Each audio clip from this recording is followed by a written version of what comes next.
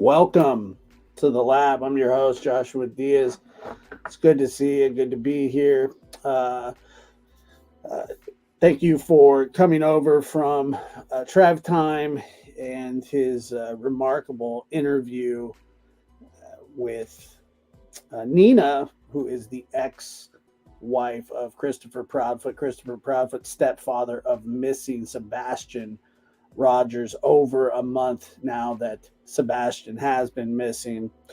And as this case drags on, the more things that people want to speak up about. And that seems exactly like what's happening. Let me bring in Trevor Lee of Trev Time. And if you haven't, please sub up to his channel. And Trevor, how you doing, man? I'm good, Josh. Thanks for having me up. How are you? Good. How was that watching that back? Honestly, it was just as hard as when we initially interviewed. I interviewed her last night before I left Nashville. And yeah, hearing it back is just as bad. It's heartbreaking. Yeah. Am I in a tin can again? God dang it. Hold on. I did, but this time I know how to fix it. Well, I knew how to fix it last time, but I didn't. And there we go. Boom. Boom. Better.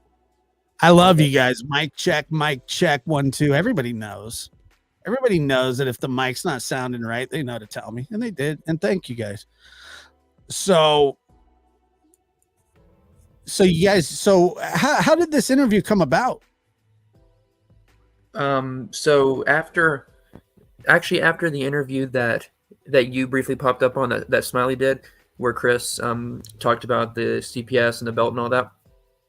After that, I'd made a comment in some Facebook group that, I was concerned about this man as a parent, and someone close to Nina reached out, and they were wanting to know if she could come on and use my platform to share her story. And I was like, well, absolutely. So once we were able to find the time to sit down and do it, we recorded that.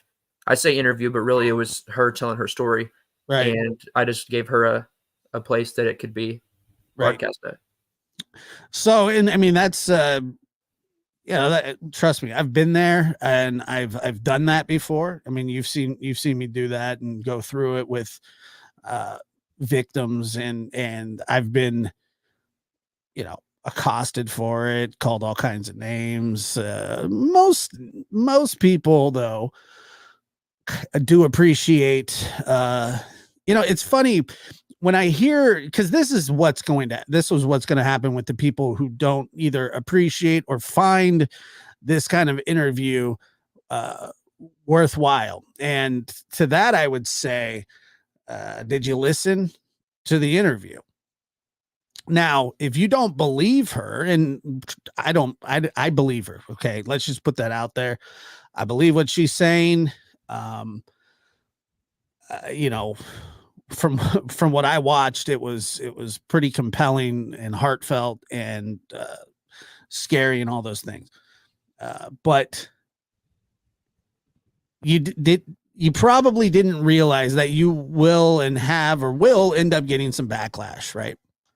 Yeah, absolutely. Yeah. And that's just normal. That's normal. She came to you. You didn't seek her out. She wanted to tell her story. You gave her a platform. I've been there. I've done that. And there's nothing wrong with that. Now, for the people that are upset about it, well, cry a river, build a bridge, get over it and move on. It's not your story to tell. Your son is not missing. Your stepson is not missing. Your ex-husband's stepson is not missing. And so shouldn't, there's nothing to worry about. So she reaches out to you and she was just like, I just want to, she's obviously concerned for Sebastian's safety like the rest of us, correct? Yeah, and concerned for her daughter's safety because she and Chris, share a daughter. Right. And that was brought up pretty early in the case, was that there was a pending court case that, and at the time it was kind of not rumor, but it was speculation, and we didn't know exactly what it was about and things like that. Now, we're over a month into this. Sebastian going missing, very few answers, elusive answers.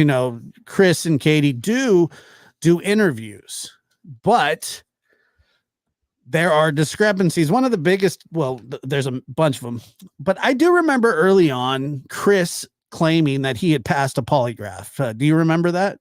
Yes, in a Facebook comment. Yes. Then he claims he never took a polygraph because of his proximity to where Sebastian went missing. Correct? Yes. And so I was like, when I heard that, when you go, I didn't take a polygraph, but at first he said that they both passed a polygraph. Your eyes kind of start to go. Ooh. You'd remember if you took a polygraph. You would remember if you passed. But this, this back and forth, who was there, what happened with this or that. Well, this is the stuff that happens. People start to go, you know what? I got a story to tell, just like the lady that I spoke to about the incident in the store. Now, if you don't think that somebody threatening a woman and her children with a baseball bat is relevant to any person's backstory, I'll tell you that you're wrong.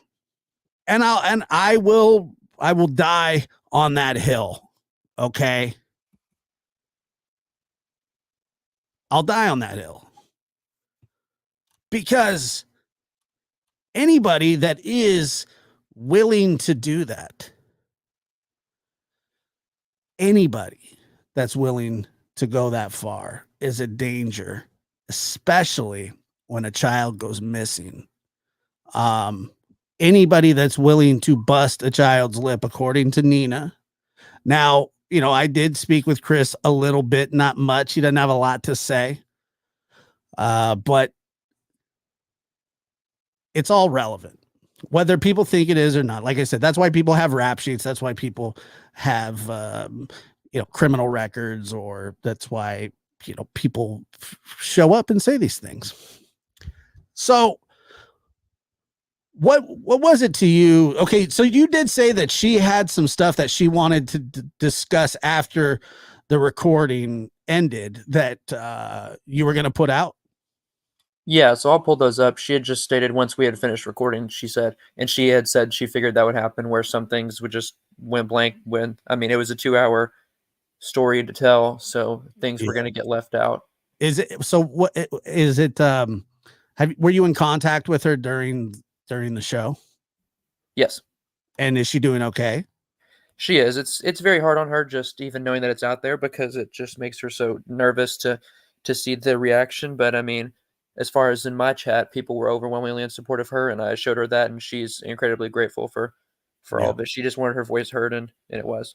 Right. And these are problems that started, well before Sebastian went missing, and all of this just sort of adds to the story. I mean, that's how I feel about this. And if you ask me, incredible work. When did I find out about this interview? Yesterday? He told me that this was happening, and it was very, I was like, wow, I didn't even know that this was going down. And I think that you did a fantastic job on it, keeping a low profile and just doing what you do. And so we really do appreciate it. And yeah, I let you know as soon as I knew. We did it. We just recorded it yesterday, so you were aware as soon as it was. You don't need my permission to do anything, man. you do what you do, and I'll tell you if I support you or not. I support you. Okay, I support this. And there will be people that don't, and that's okay. They can go pout about it, and you don't need to worry about them, because it is relevant. And the reason I say that I know that it's relevant is because every law enforcement officer in the world would tell you that it's relevant. So that being said, what are some of the things that we haven't heard that you'd like to share? Yeah, so these were things that she told me that she wanted out. So these are all from her as well. She said that Chris actually told her that he and Katie were separated at one point. He had told her in November that they were having marriage problems, and he was tired of taking people's feelings into consideration. He was tired of everybody's feelings, is what he was quoted as saying to her. He allegedly, after Sebastian went missing, Chris told Faith that he bought her a new bedroom set for the house up there. Let's see. Is that the one that's in the garage? I guess so. I think that's the one that he referred to. But then also when Nancy Grace asked him if he got any new furniture for his daughter, he said no. So I don't really know. Well, I think he say something about a mattress in a garage. Yeah.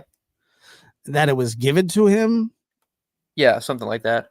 Yeah. So that doesn't make any sense either. Yeah. Faith, who is, their child, witnessed Sebastian being hit in the face by Chris. This was brought back by their daughter. Wait a minute.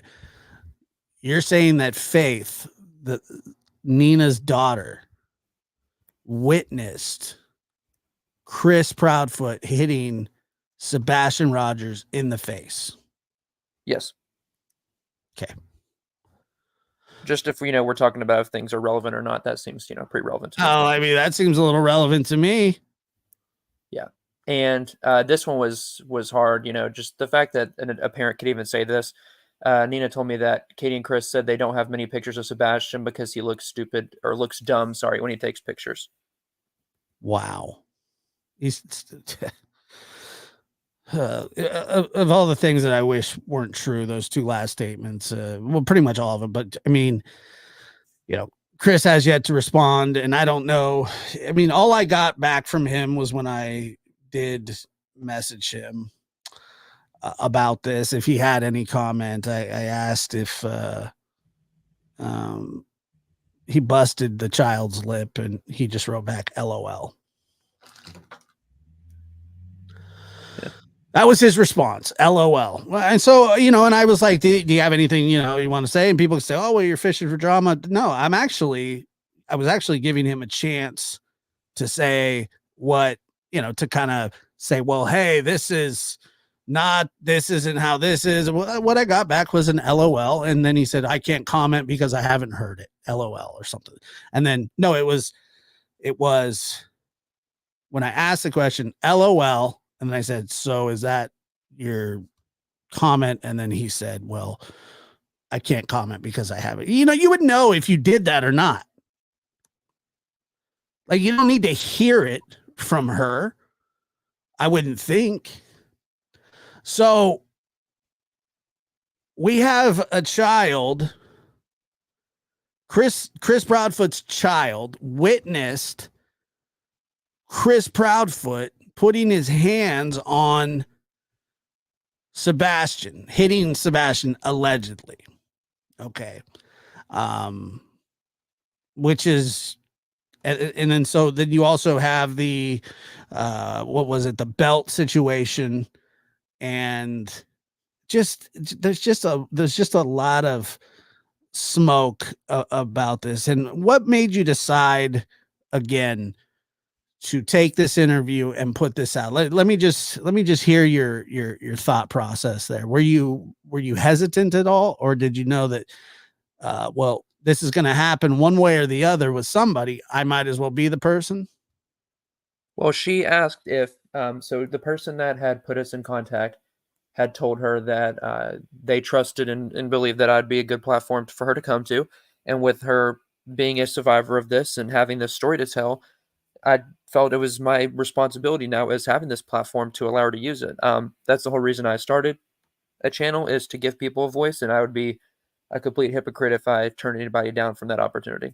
Yeah, and like you said, it is important to note that she sought you out and was looking to tell her story. And, this affects this lady, Nina, very, very much because she shares a child with Chris, and that there is alleged abuse on both children. Now, if that doesn't have anything to do with Sebastian going missing when this all comes out, I'll say, I won't say sorry because I'm not going to apologize for anybody hitting a child. But that's not information. Like, that's not information that you need to protect. The only person that needs to protect that kind of information would be Chris by not doing it. So then it never gets out in the ether. People want these things to be hidden in a box. And I'm telling you, secrets get people in trouble. Lies get people killed, and lies get people missing, hurt. I've seen it. It's happened in my own family.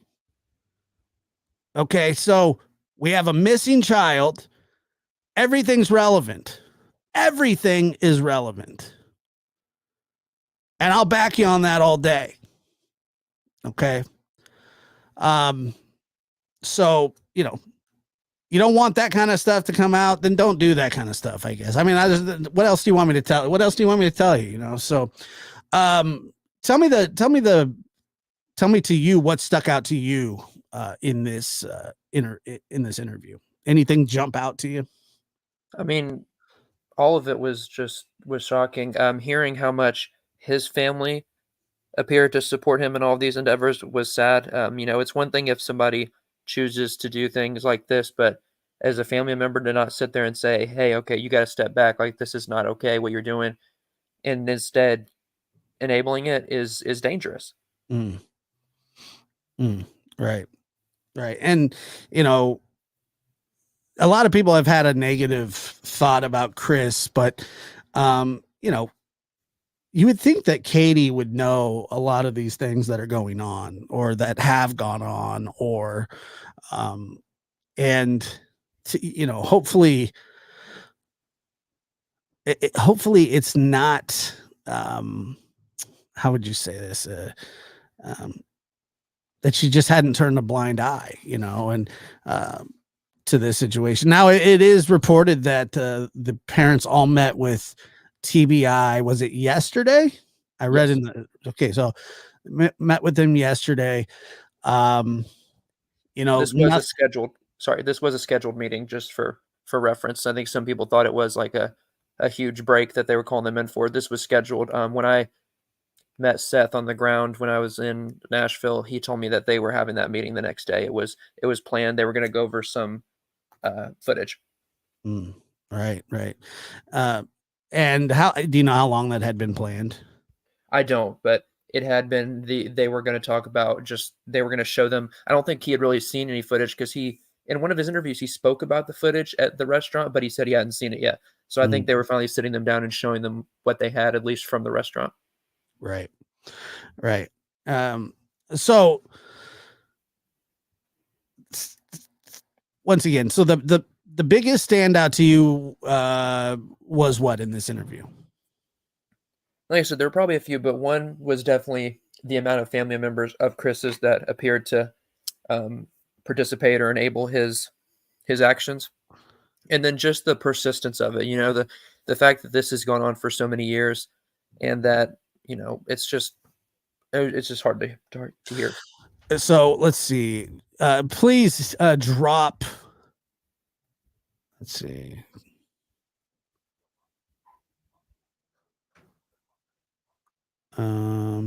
Okay, so who filmed the child exchange? Somebody's saying here at the airport. What's that? Oh, Katie. Oh, okay, yeah, I heard that. Okay, so there was a kind of a contentious child exchange. Is that what happened? And then Katie was recording it for Chris. Yes, threatening to live stream it, or something along those lines. Is that correct? Yeah, she was recording it then. Another time it was actually live. Something was live streamed as well. I think when they were outside the sheriff's office. Yeah. She said. Wow, how ironic is that, huh? Yeah. Ironic. Yesterday I saw a video of JLR being kind of followed by some people in the neighborhood. That it turns out that was allegedly Chris Proudfoot's mother and stepfather. Have you heard anything about that? That he was being, it was by the pictures, it did appear to be the mom and stepdad. Yeah. Of Chris. They're down for their boy, aren't they? One thing that I did, okay, the biggest one to me, well, there's like 10 of them, right, that I listen to. There's like 10 things that stood out to me. But the baseball bat situation is, to me, insane. Yeah. Now, you cannot there's no, first of all, there's no way to defend this. There's no way to say, hey, like, this shouldn't be talked about. Why shouldn't it be talked about? If he did it, why shouldn't it be talked about? If she's fearful and she wants to have a voice, I mean, did she tell you? I mean, did she tell you that she's fearful of him? Yeah. Yeah. And so it should be known. Why shouldn't it be? There's a child missing and there's a child custody battle going on, and everybody goes, well, you want to keep that stuff under wraps. Well, yeah, if it's a normal custody battle. This is not normal. Well, he's talked about it too. He's talked about it. See, that's one thing I had a problem with, is when I heard that, this is not something that needs to be out. Well, or it's not pertaining to Sebastian. But see, the thing is, when Chris goes on TV or goes on YouTube and he talks about his custody battle and talks about his exes, I mean, he listed off every single ex like it was a football team.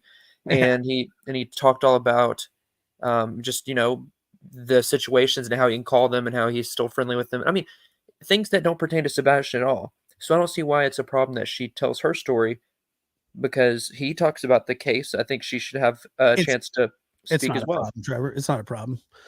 It's not. I mean, people can say whatever they want. It doesn't really matter. I mean, what she said was incredible. And let's listen to a little bit of it here and we'll react. We made hits. To it.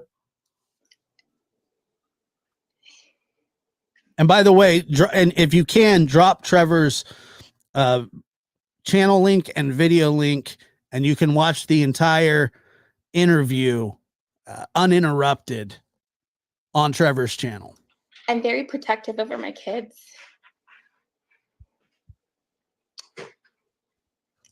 And I didn't want somebody else to discipline my children. I didn't want him talking ugly to them, hurting their feelings. And I remember one point in time where Christopher spanked my son really hard, and I got very upset with him, and I said, you can't do that to my son. I said, he's 3, he's a baby still. Like, you can't just do whatever you want. I mean, and he got upset, and he's like, well, he needs to learn. He needs to man up. He's a man. I said, he's 3. He's 3. All right. So once again, we're heading into the corporal punishment area of children. I don't believe that kids should be hit with a belt under any circumstances. Spanking, it's pretty old school, and I don't think it's really encouraged that much anymore. But a 3-year-old, oh man, I don't know about that. I mean, that's too much. That's way too much. So yeah, she's saying, hey, do not. Well, and that's a funny thing too, is that a lot of the time that people get terrified, vet girl, you know what I mean? Like, people are scared. Yeah. And unfortunately, CPS, a lot of times these things don't get charged. There's plenty of times where CPS gets involved and there's nothing criminal that comes from it. It's crazy. But I mean, you can ask people that work in the system and they'll tell you that it doesn't often get forwarded for criminal charges. It's crazy. And as time went on, like, I could see him getting more aggressive and more aggressive. And I stood up for my kids all the time. I didn't like how he talked to them, how he wanted them to stand in the corner all the time. And stand in the corner like a dunce cap? I didn't like that. So I stayed a little bit longer. I ended up eventually getting pregnant with Faith. And it was probably, I want to say, maybe early September that I found out that. Yeah, I mean, standing in the corner is fine. I don't have a problem. I got put in timeout when I was a kid, but I didn't have to stand. Thank God. I was pregnant George Costanza style. With Faith. And I remember telling him that I was pregnant, and he wasn't happy about it. So I called my parents back home here in Albuquerque, and I told them the situation. And I said, well, Christopher wants me to get an abortion with Faith. And my parents said, no, you're not. And I found that one extremely rough too. I mean, that's not really proof of anything, but you know, that's a rough thing to tell somebody. You should have an abortion, you know. And I said, Jeez. I'm not. So I know he was very upset about me keeping Faith at that point in time. So I came home. My grandma had gotten very sick.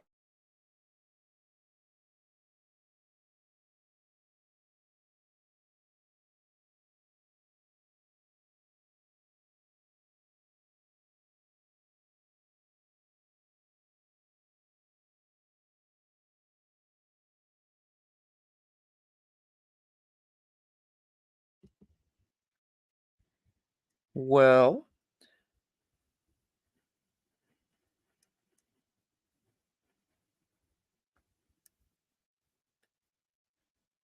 how we doing?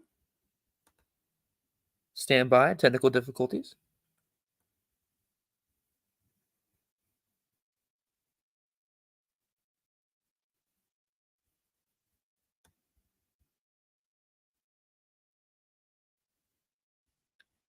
Hey guys. Yeah, I don't know. He fell off the studio. I'm sure I'll be right back.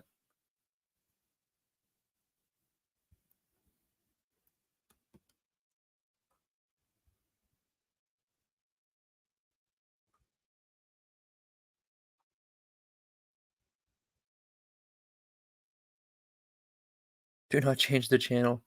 Do not touch the remote.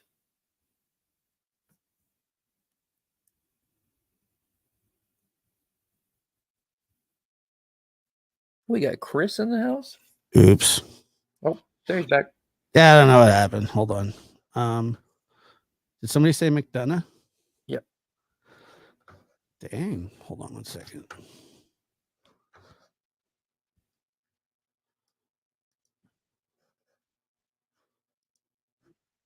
I don't know.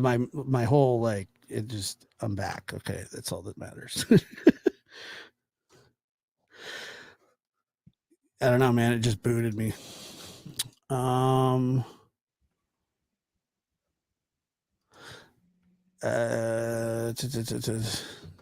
Trev, can something be set up for Nina for donations for a lawyer? Is she actively working on that? Like She's actively in the custody battle. I'll talk to her though. I think if that's something she even wants to do, I'll speak to her probably about that first. okay. Yeah. Give me a second here to get. That was a pain in the butt, to be honest with you. It just starts spinning and spinning. Did you check your phone?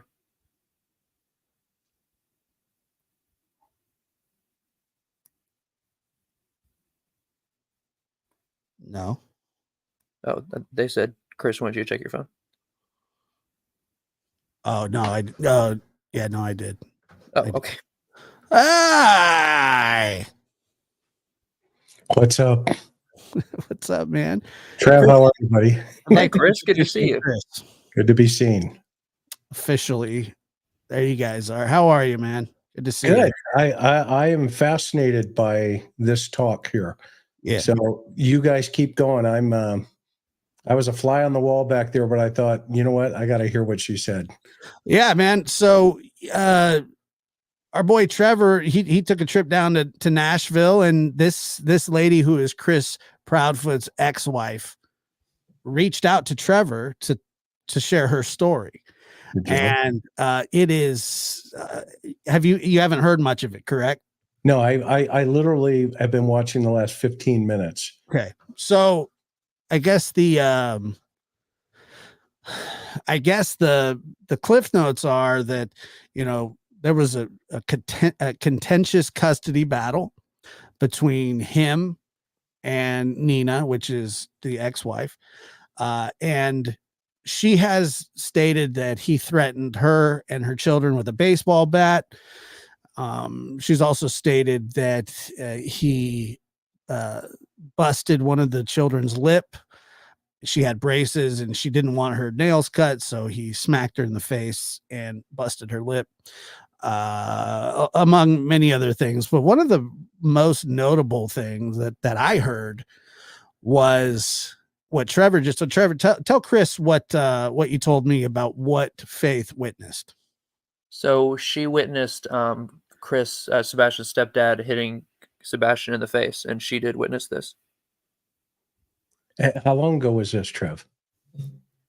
She only goes there on their custody is very contentious, so she only goes there on certain breaks and stuff. I believe it was sometime last year, but don't quote me. But she did witness definitely with Sebastian in the house. Yeah. And I was, I explaining this over and over is never a fun thing to do, but, I mean, how relevant is this stuff, Chris? Well, if it's a custody thing, right? Anything is possible. But the fact that she reached out to Trev and, he had a chance to talk to her. I mean, if this is true, it's very disturbing, number one, obviously, because the child is autistic. And if that's, some of the things that have been going on in that house, one of the things I found out just yesterday, actually, the biological dad has been searching the area of Nash Trace. And he had mentioned on the news that, when the reporter asked him, well, why are you out there? And he goes, I don't know, maybe somebody dropped him off. I thought that was a very interesting comment. And he also clarified the two lights in the backyard as a trash truck going by the neighborhood on the other side. Have you guys heard anything about that? Yeah, he actually when did we talk to him? Not last night, but the night before. Yeah. He told us about the trash truck. He also said that TBI had told him that Katie Proudfoot had passed a polygraph, but in his experience, he says they say that to everybody. That's what he said.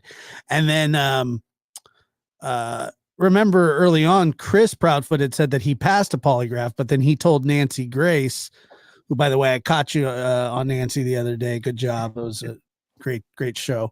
That he didn't take a polygraph because of his proximity. So he says that he took a polygraph. He didn't take a polygraph. His wife took one. She passed. Then they left the home. They left the home. Would you ever advise? And then, you've searched for kids high and low. I remember talking, and we've been in depth about the Leticia Hernandez. I always go back to Leticia Hernandez. Whenever I see 99 pink balloons in here with the picture of Leticia Hernandez, it always takes me back to that story.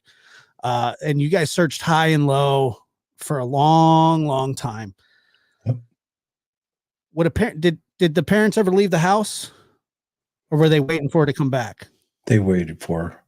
In fact, mom died of cancer in that house. Waiting for her daughter. Yep. Yeah, it's sad. It was sad. And, this is there's, as we talked about the other day, the last time, don't leave the house yet. Still, I haven't left the house yet personally. I don't know how you guys feel, but every indication says, there's problems in River City. Mm. And now that the ex-wife is coming forward, what else did she say, Trev? Yeah, she had quite. I mean, those claims that Josh listed, and then that just. Chris, I can play some of it for you. Yeah, sure, absolutely. Go ahead, finish. For you guys, I don't want to get in the way of your conversation. You're not in the way at all. Trevor, finish what you were saying. Oh yeah, well, she had just after we had interviewed, she had said she forgot a few things, and those were a couple of them, and then some just seemed like. I mean, even outside of physical abuse, it just seemed like a lack of care. If true, she, the mother had told her that the reason they don't have a lot of pictures of Sebastian is because he looks, quote, dumb in pictures. Just crazy. Yeah, that's unconditional love, right? Yeah. Yeah, I guess it is. Let me bring up this so we can listen to some of the interview here.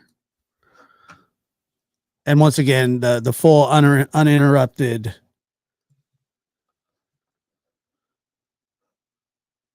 interview is on Trevor. That were just Okay. and as time went on, like I could see him getting more aggressive and more aggressive. And I stood up for my kids all the time. I didn't like how he, like I said, how he talked to them, how he wanted them to stand in the corner all the time. And I didn't like that. So I stayed a little bit longer. I ended up eventually getting pregnant with Faith. And it was probably, I want to say, maybe early September that I found out that I was pregnant with Faith. And I remember telling him that I was pregnant, and he wasn't happy about it. So I called my parents back home here in Albuquerque, and I told them the situation. And I said, well, Christopher wants me to get an abortion with Faith. And my parents said, no, you're not. And I said, I'm not. So I know he was very upset about me keeping Faith at that point in time. So I came home. My grandma had gotten very sick, and I decided to come home. And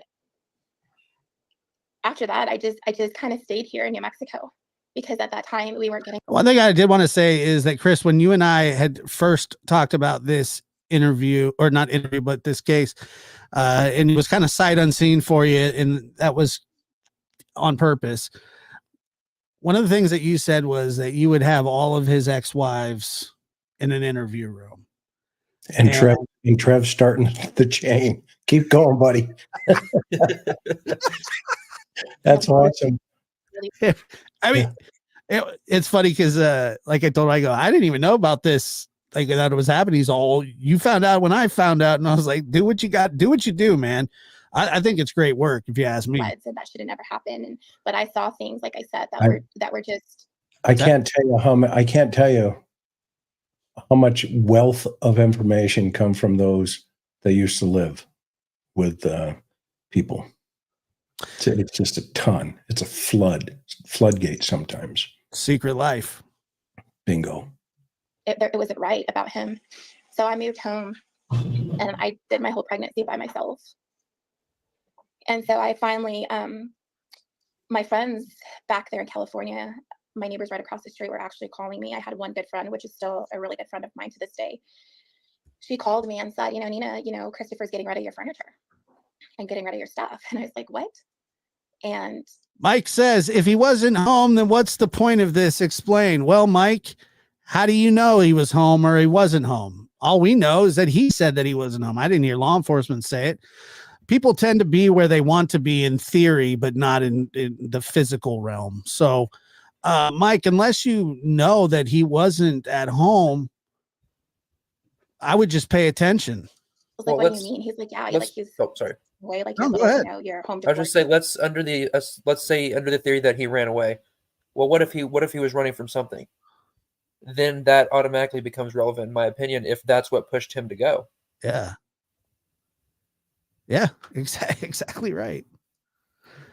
I have a theory that he could have very well been terrified and took off, and something happened.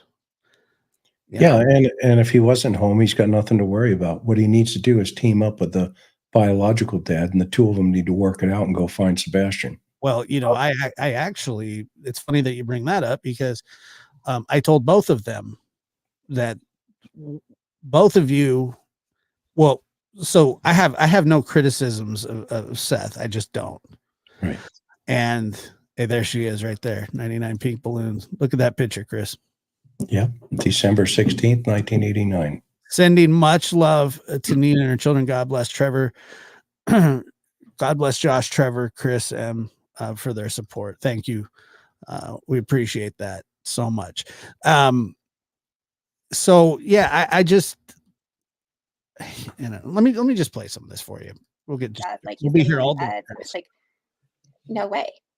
So this was about Easter time. So I had went out there. I made a special trip. I asked my mom to go with me, and Isabella and Noah, they went with me, and I, I was still pregnant with Faith at the time. So we made it. I didn't tell him that we were going out there. So I kind of, wanted to see myself, because the neighbor also informed me that there was people at the house that shouldn't have been there. So I guess I kind of wanted to sneak up on him and see what he was doing, right?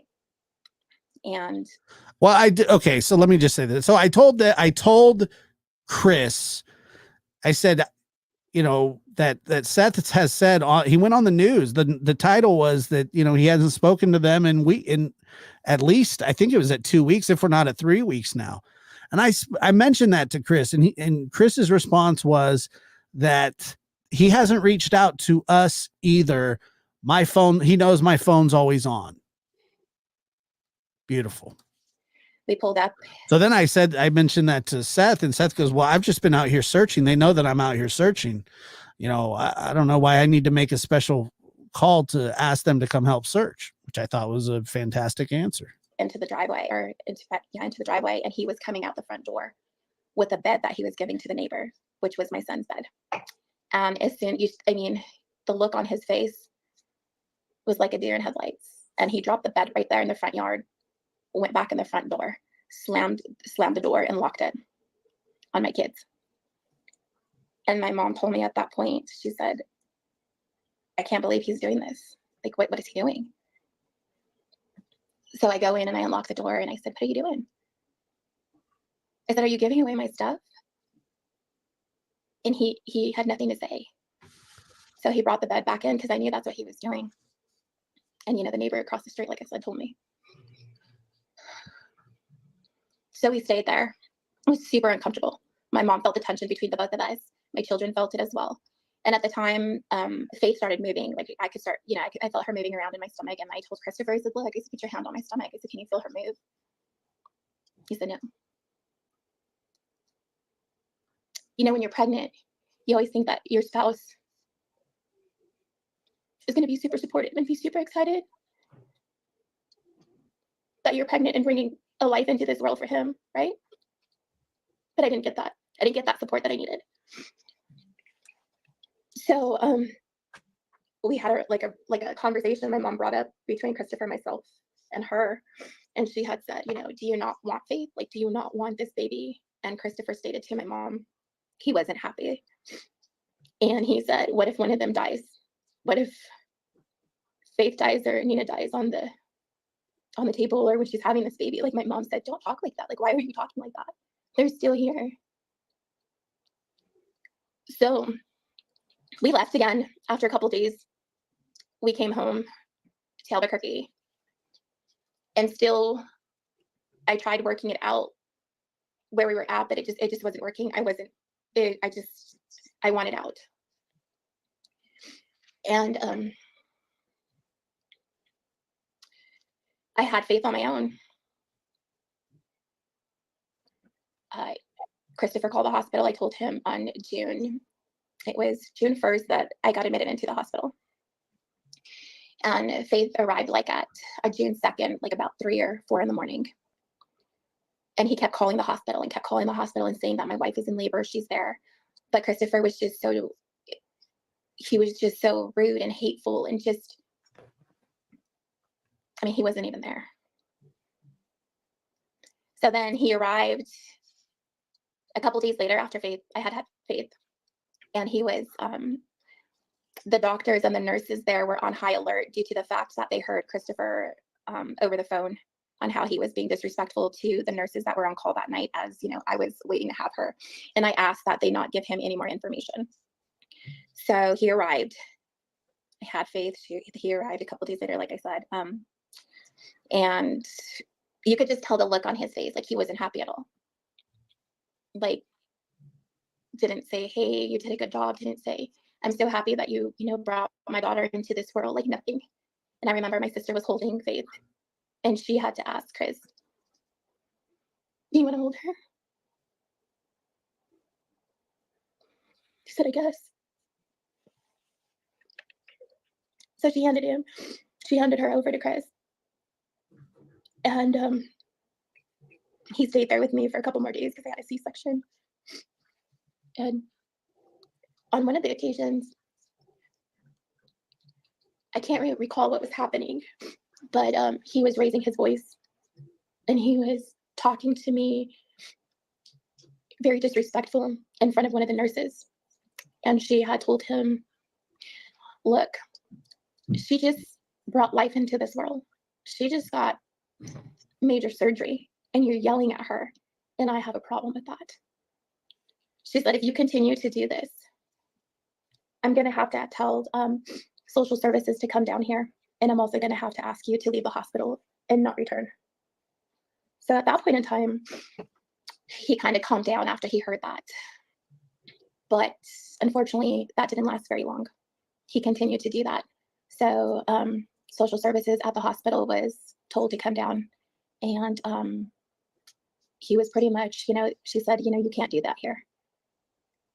Now, Trevor, you probably don't, but do you know about the time where I can go to about where she moves to Hendersonville? Because that's really where all this stuff is fantastic, like as a backstory. But the when she moves to Hendersonville is really when the trouble really starts, correct? Yeah, I don't know exactly where. I know it's a little bit further in than we are here. Hey, Trev, was he in the military at this point, or is this post-military? Part of the time he was, because they were staying, I believe, on base housing or whatever. Okay, in San Diego. Yep. Okay. Yeah, there's a Navy base, 32nd Street. I saw on his Facebook page he had a lot of his military stuff there, and one of the pictures he has. Has anybody checked out his Facebook page, Josh? Have you seen it yet? I have some, yes. Do you see how he's got Vikings? Yeah. Stories and all of this. So everything is about structure, control, power, and disassociation. So everything that this gal is so far saying, it's pretty interesting because he has himself climbing underneath the barbed wire and then coming up in the mud. Have you seen that picture? I did Okay. see that. Yeah. And then did you see him in his full regalia with his, looks like he was a submariner?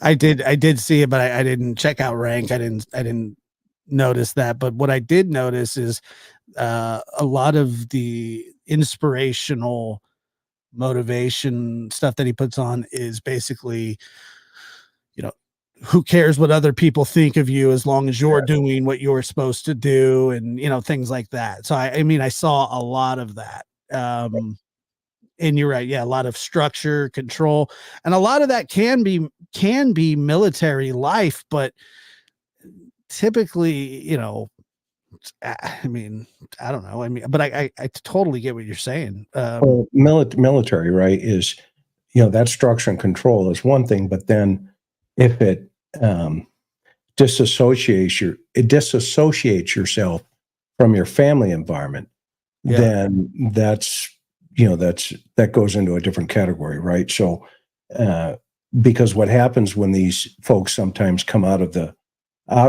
military, and I'll just share with you, obviously from in the San Diego area, where we had Camp Pendleton, we had 50,000 Marines, and we had a lot of 20,000 sailors down in at 32nd Street, et cetera. And but 99.9% of them are amazing people. They're not beating their wives at home. They're not doing things that putting their kids' beds out on the front lawn, that kind of stuff, right? I mean, that stuff's not happening. So I'm curious if he lost his status internally to his his personality in relationship to when he got out of the military. Yeah, there you go. There's a good veteran right there. Nothing like it. I tell you that. My grandfather was in the military for 27 years, and he raised me the first 23 years of my life. Yep. It was nothing like that, man. I mean, he was a very compartmentalized, very sharp, he was a gentleman. Well, and I think where I'm going here, the last point here, and I'll you can I'll get my mouth shut. No, don't worry about that. is he's lost his identity. Okay. And when they lose identity, okay, frustration and a lot of this anger continues to build because they start looking to, where do I fit in now? Because I used to fit in with structure and all the, rank and all this other stuff. And I had boundaries. Okay. But when you take those boundaries away, now his personality has gone off into a different place, and his expectations go way up here for Yeah. those around him. And so you can never really hit those expectations in family environments. And my fear is Sebastian Thank you. potentially could be a byproduct of not hitting those expectations. Because if he has a propensity based on what we're hearing, and we don't know if it's true, so it's, All But- alleged. Yeah. right? I mean, from the bio dad, right? We're hearing things about how he treated Sebastian, and then we hear things about, Chris himself saying, "Yeah, I hit him with a belt," and the mother going, "Well, kind of." She was in the exact same position Katie is in right now. Okay. Just saying. All right. That would look, man. It's invaluable. We appreciate it. Was on the rocks. So my oldest daughter had gotten sick and she has upper respiratory issues. So I took her to the emergency room in Hendersonville, and that's when Hendersonville transferred her to Let me get Vanderbilt. just a little bit. Got a phone call or text message. And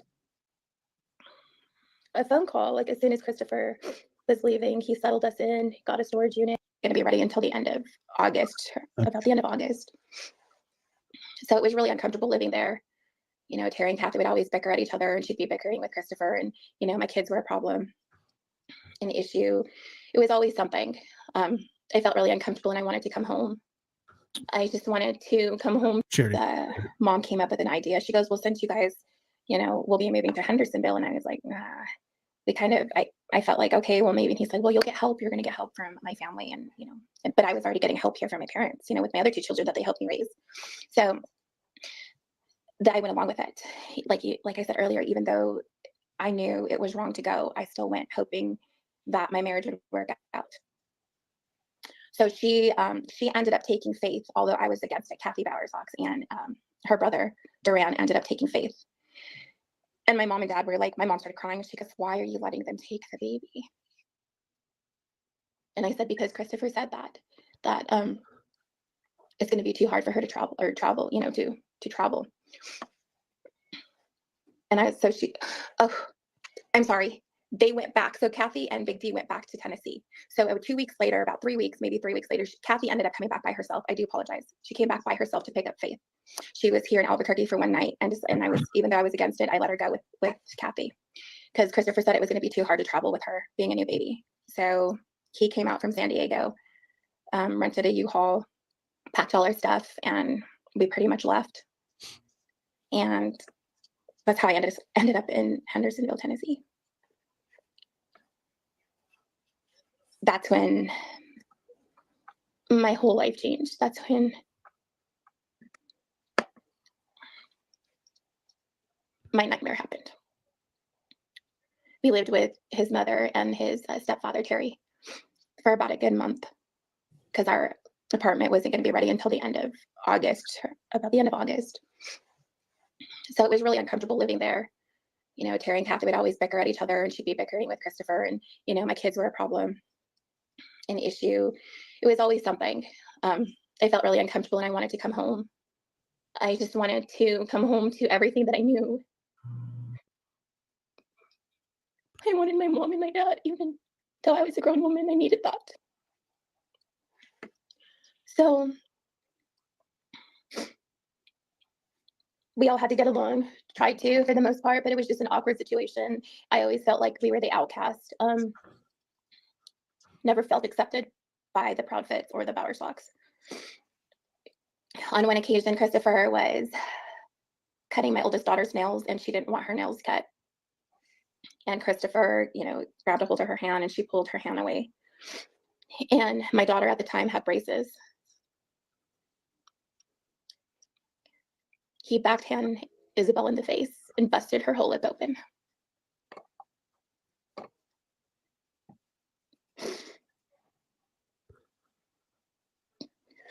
I should have left, but I didn't. And I was like, oh my God, like I can't be here. I don't want to be here anymore. So I would come up with every excuse just to come home, but yet, I couldn't come home. So finally we went and we moved into the apartment.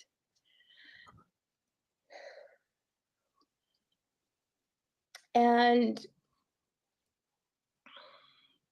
a phone call, like as soon as Christopher was leaving, he settled us in, got a storage unit of what couldn't fit in the apartment.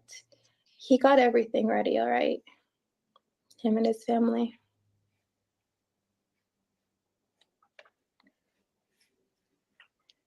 As soon as he knew that we were comfortable, he left back to San Diego. But the night prior to him leaving, he had got a phone call or text message that night, and it said something like, "Hey baby," or around something like that, saying that when is your flight coming in? And I was like, what? Like, who's texting him? So I did confront him. And like he said on one of the podcasts, is that I did slap him. Yes, I did slap him across the face, because who's he talking to at this time and saying, and he could say that she was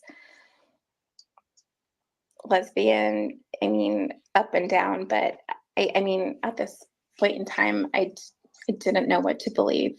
And I was like, okay. So then after that following day, he finally left. His mother came to pick him up to take him to the airport. And he went back to San Diego. And I was left in Hendersonville with 3 children and pretty much no help from anybody. So I have found a job. I had a job, and Kathy helped once in a while.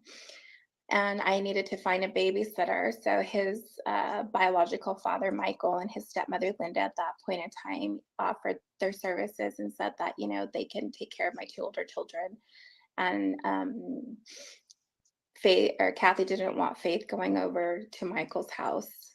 So she took care of her. Hey, Chris, did you hear about that? That's what Sebastian called Chris, was Mr. Chris. Wouldn't surprise me. This guy has at least what I'm hearing here, I'm not thinking that, where did he go? Yeah, his internet probably, he'll be back. I'm not thinking she's not being honest here. I think there's, some things in there she wants to get out into the air. The fact that, she got frustrated and hit him. But at the same time, I'm curious, my mind is going towards the family, the mother-father dynamics, stepfather dynamics, and the fact that those individuals are chasing YouTubers around, Tennessee without focusing on Sebastian. And so it's almost like, remember the TV show Get Smart with, Max, Agent 99? Yeah. And they have the cone of silence that comes down when they want to talk about something. Yes. Okay. Well, I think these two slip under the cone of silence, mommy and son. And I'll share with you, he reached out. Well, he wanted to talk to me, but he wants me to talk on Messenger on Facebook. And I'm not going to answer him. Who, You know, who was it that reached out? the dad, the stepdad. Reached out to you, Yeah. through somebody, right? you know, and that he said, yeah, I'll talk to him. And I said, fine, you know, have him send me an email. And he said, well, he's not going to do that. I said, then he's not going to talk to me. and end of that story. Go ahead. That's interesting. No, I'm just listening. Yeah. I mean, I don't have enough details on the case, to be honest with you, other than talking to you now, Trev, you know, and watching it like everybody else. Okay. But, you know, I've watched his interview with Nancy. I've watched his, you know, first interview with the news, and there are some red flags in there. I mean, but, you know, does this little guy walk out of the house by himself without shoes? I don't know. I mean, is it possible? Sure. Everything's possible. Yes. But these kids are so special, and they're so sensitive to sight, sound, feel.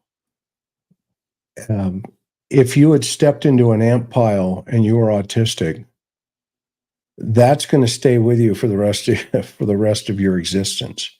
And you're not going to take the chance of walking out of the house without shoes. So I've asked the question, and I haven't heard it answered yet. Where was dad at 0300? Because if the child is in bed and mom goes in there to get him, to wake him up, to go to school, and he's just gone. Well, if dad was supposedly at work, then, you know, you're going to, what time does he leave? Did he leave? Was he home the night before? I mean, everybody's saying no, because the mom's saying, well, we were at the bowling alley, we were there, we were this, you know, right? But there's got to be more, there's much more to this problem. Because autistic children, like Summer Wells, they just don't vanish. They don't walk out of the house without somebody going, hey, wait a minute. You know, a lot of those families are hyper vigilant about their children. So, yeah, and I one thing that I found odd with Chris is that he said that it's up in the air if he gets to return to work or not. And I understand that Tennessee's an at-will state and they could fire you for whatever reason, but could you imagine the backlash that a company firing a parent of a missing child for no good reason? No, and again, it comes back to, you know, the law enforcement has an opportunity here.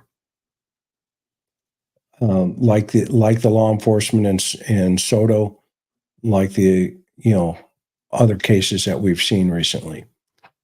Law enforcement has an opportunity to tell people, look, the parents have been cleared, let them go, keep looking for Sebastian. The more that they hold to the chest like this, okay, and they aren't involved, hypothetically, the more the rumor mill, the speculation, all of the stuff is going to keep building. And that becomes detrimental to the investigation. It becomes problematic. Okay? So you have to come right up front and say, look, both of these parents, or one of these parents has taken a polygraph. She's passed it. You know, we're not looking at her. She's not a person of interest. Time to move on, folks. But that has to come through the public information officer out of TBI. You cannot leave the public hanging like this, because it creates this unimaginable frenzy around. Because, and then the other side of that is, like in Soto's case, or they came right out and said, look, we're looking at this guy.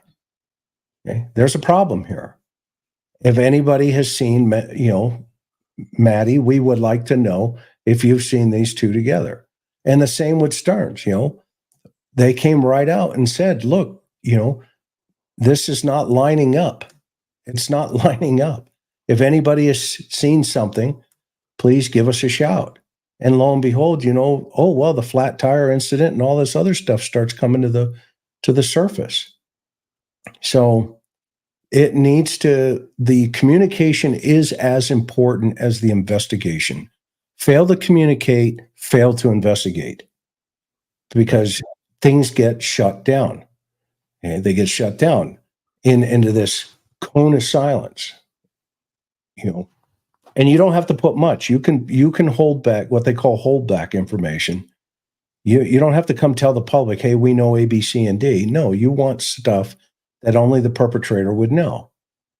But the other side of the coin is, if you're looking at somebody, it does nothing wrong with coming out and saying, here's what we've done to, this is a carbon copy of what they did in Summer Wells's case. Yes. And it's foolish. And it's just my opinion. I hate to say that about my brothers in blue, but at the same time, you have to tell the public something. You can't hold everything. You've got to put something out there. You've got to. If not, you'll be circling, you'll be running the circle. Yeah. Because what happens next? What happens next is he says, I want a lawyer. And then what? Guess what? He gets a lawyer, right? And he runs around town saying nothing but going on, YouTube stuff like, who. Yeah, I know who. Okay, so anyway, that's just my 2 seconds. Fast. He got a phone call. It's an important phone call he had to take. He just missed it. He's fine.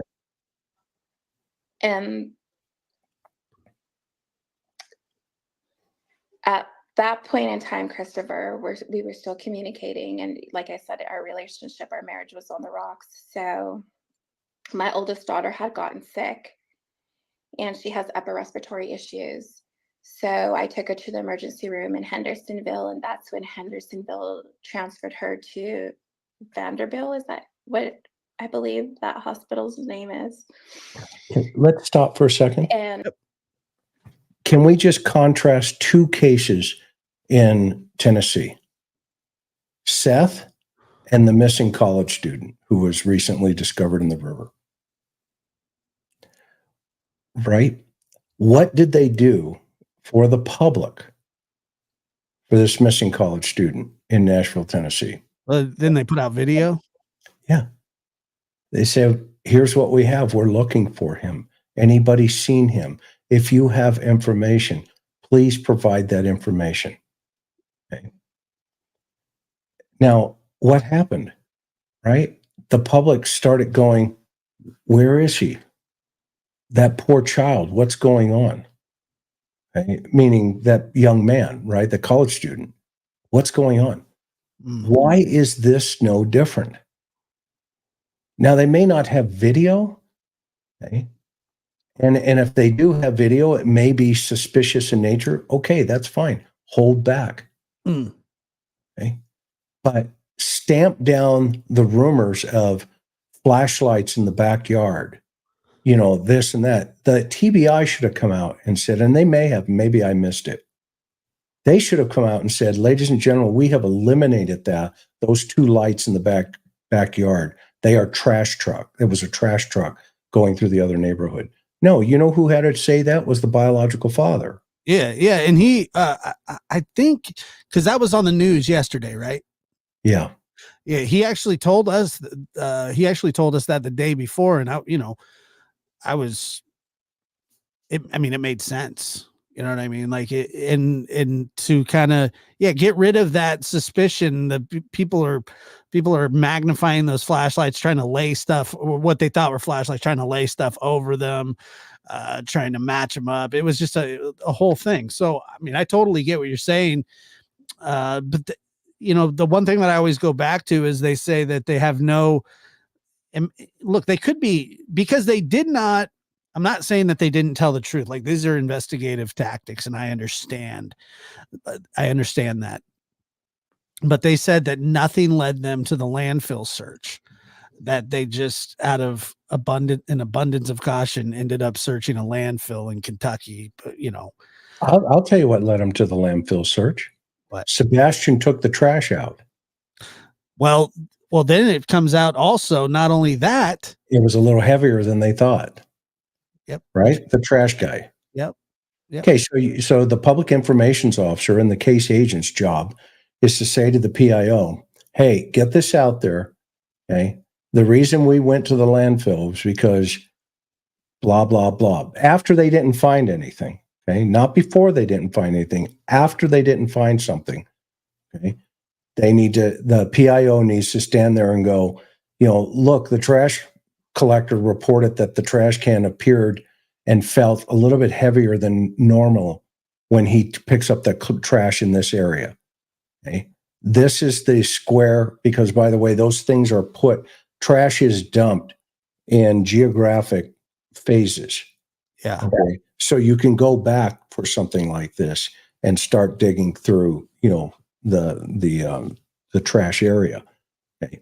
So that PIO should have put into the public's environment, right? I mean, public's ear right away. Hey, blah, blah, blah. We searched it. We eliminated it. We checked the box. Nothing was there. The investigation is still ongoing. But they have to not only just say nothing was there and the investigation's ongoing, they have to say the reason why we're there. And that takes it off the table that very moment. Okay? The very moment. Because then the public goes, oh, yeah, well, okay, that makes sense. Okay? Glad you guys did that. Next. Right. Right. Right. And it makes the family look good. Sure. And they have said that the family is cooperated, but and I've heard all that, and that doesn't fall on deaf ears. But I mean, I know some other cases that they say the same thing, and it just doesn't turn out right. I was kind of frantic because I was like, well, what am I going to do with my 3-year-old son and with the baby? Like, who's going to help me? So I was, I called Chris and I told him, I said, can your mom watch, Faith, or can somebody help me? Everybody was so quick to help me at that point in time. So Faith stayed with Kathy and Noah Bryce went with his sister, Melissa. And I went with my oldest daughter. We got transported downtown. And so we stayed there. I can't recall how many days we were there. And Christopher had, I'd check on the kids, see how they were doing.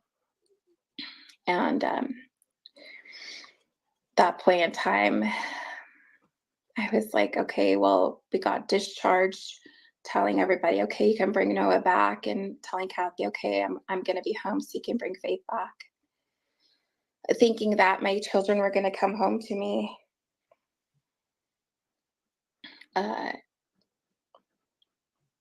I get back to the apartment complex and I pulled into the parking lot and I see Melissa just pulled in right next to me. It seems like they were already there waiting for me to get there. And then she said, I can't stay.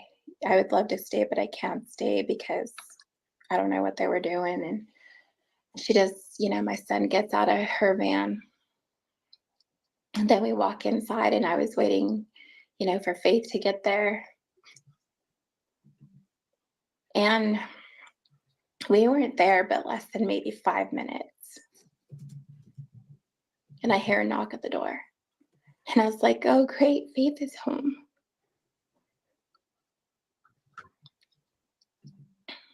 And it was Kathy's friend, Patty, that's an attorney. And she said, you called me by my real name, Gomez? And I was like, yeah. And she said, you've been served. She said, you have a protection order against you. You can't see Faith. And Chris is filing for divorce.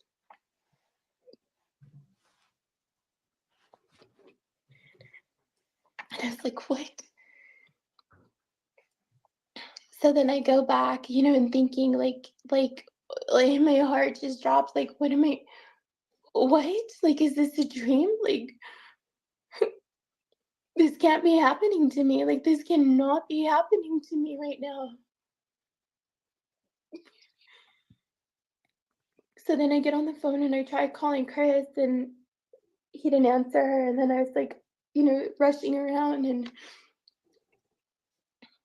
I get my kids in the truck and I go to the Gallatin police department, and I, was ringing the call button, and like finally 30 minutes later somebody shows up, and I told them what happened and I showed them the paper, and they said, yep,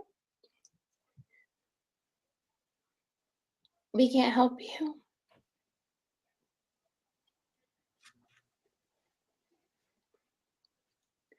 All I can think about is my baby. Like, how am I gonna get my baby back? Like, why is this happening to me?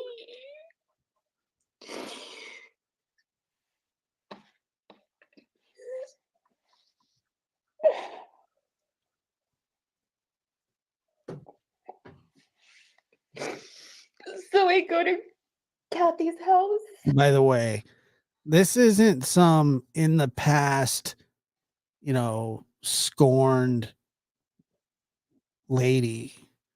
She's fighting for custody of her child, her teenage child, right now against Chris, who she's obviously traumatized from.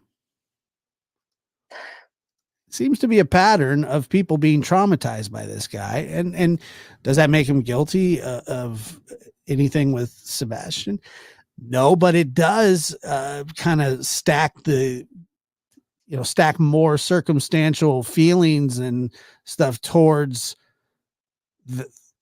like you said, something's not right in River City. Is that shout out to Gunsmoke? Is that right? Yeah. No, that was the Music Man.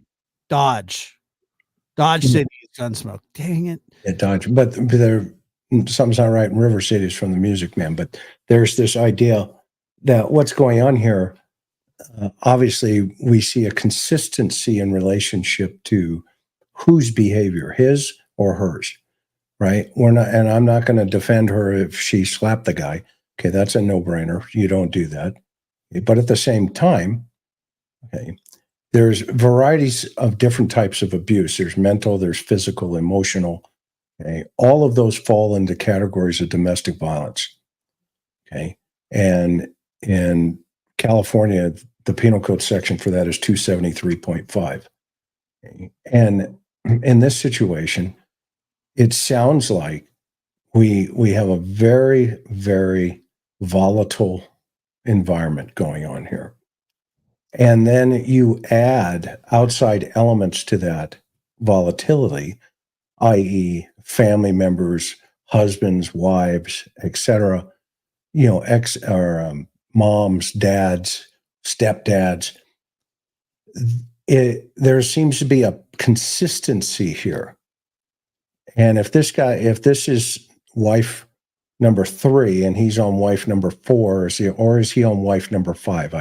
I can't. Okay, he's on wife number 5. So 4 other women have gone to the altar with this guy and left the altar at some point. All right.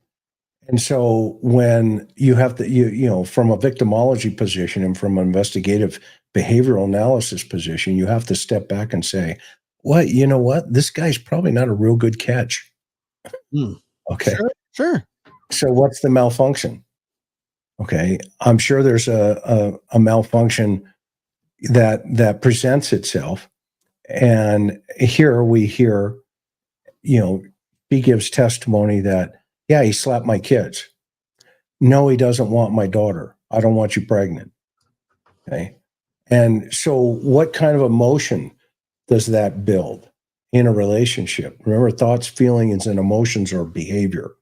So what kind of emotion is pushed to the top, okay, of, the food chain here in his mind? And his is all about structure, control, and power. And, you now have children in the mix. And like Hoot's saying here, you now have small children that are starting to maybe feel some of the pressure at home. And Seth was no different. I mean, the child loved his animals, reptiles. Okay. Well, one way of punishing them is take them away. Okay. That can be devastating for an autistic child, internally, emotionally. Be devastating for any child, but yes. Yeah. I mean, what's the difference of just taking the rabbit and twist its head off in front of you? Right. There is no difference in their minds.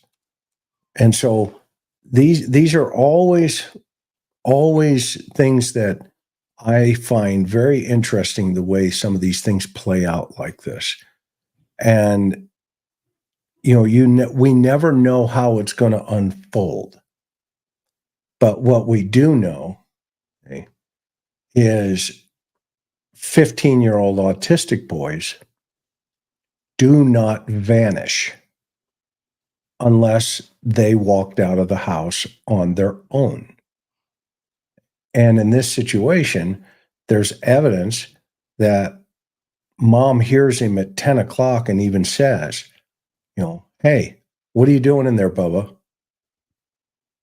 Go to bed. And she's allegedly on the phone till midnight with dad on the couch when she's falling asleep. You can bet that my mom is hyper vigilant about noises. That child, everything about that didn't make any sense to me, that she just goes to bed, wakes up in the morning, and she didn't hear or see anything, that he's just gone. Right. Okay. And in that first news clip where that part, I think you and I talked about it the last time. There's one part in there where the cops say to her, where she makes the comment of, well, I had to prove. I don't have any proof. Yeah. Yes. I remember you and I had off the air, we had quite a conversation about that as well. And really quick, and we'll get back to that in 1 second. So I was mistaken. The child is only 6, will be going on 7. So she's still fighting for this very young child. Excuse me. I messed that up. So let's just, well, doesn't that sound familiar? Yeah. I mean, think about that. Welcome back, Trevor. Sorry, yeah, he called, so it disconnected, and then I had to answer. That's okay. No problem at all. Is everything okay? Yeah, he ended up going up with Pascal. I think they've been scheduling that for a while, so he's going up with him tonight. Okay, good deal. But he did want to do a live with you. I know that. And did you tell Chris? Did you pass on what the grandmother said I was gonna go into? I have not yet. Okay, Chris. Sebastian's grandmother wanted me to thank you for your insight and coverage on this. She said that it was great. She watched that night, so I wanted to pass that on.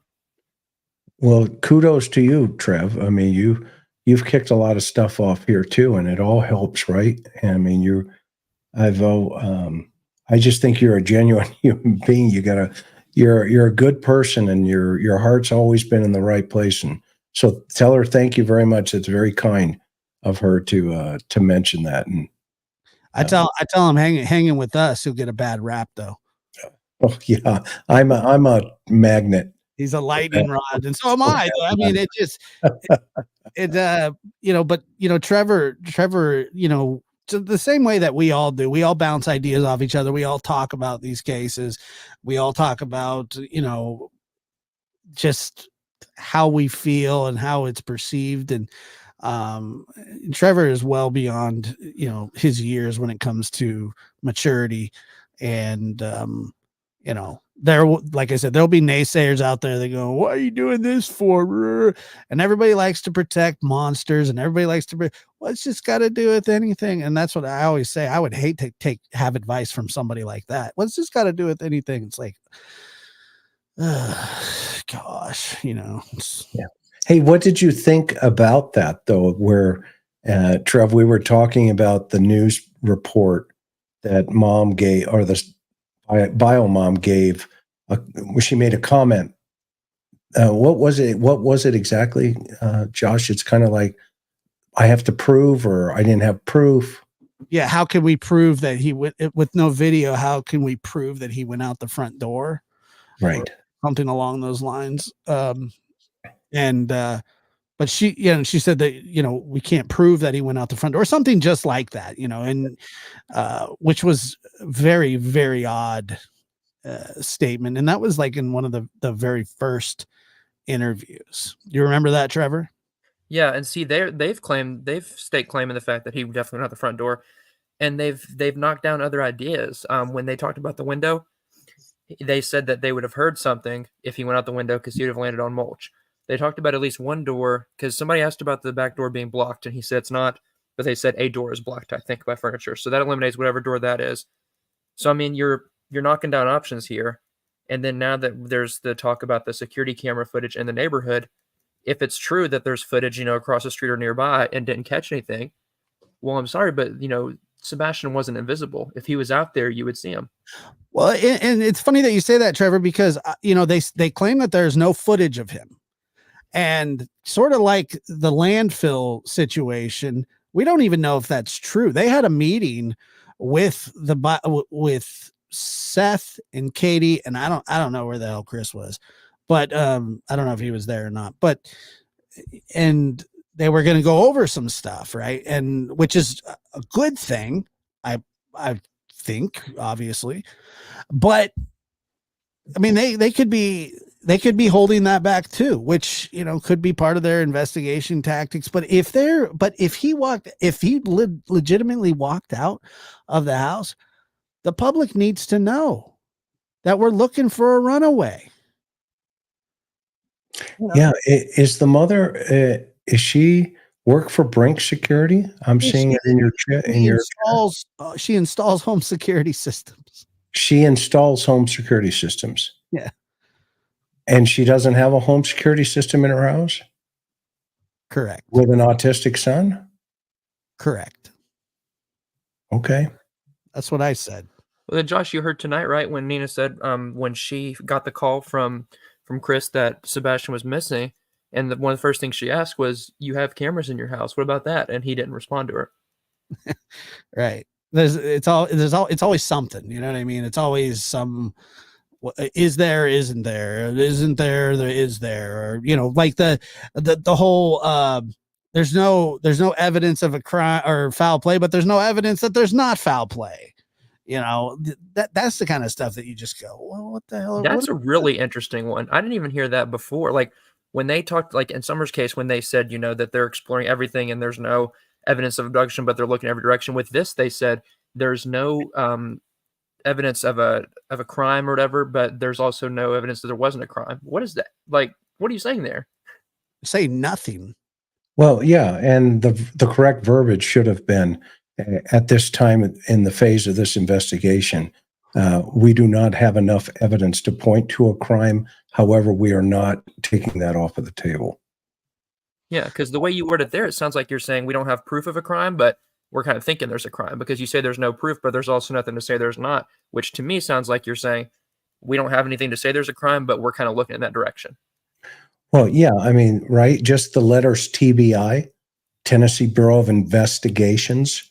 Yeah. Okay. Yeah. Tells you, everything we need to know, right, guys? I mean, it's like the flag has gone to the top of the flagpole saying, hey, we investigate crime, but we're not really sure this one's a crime, but we'll keep investigating it. Yeah. And on the news, they said that this is a criminal investigation.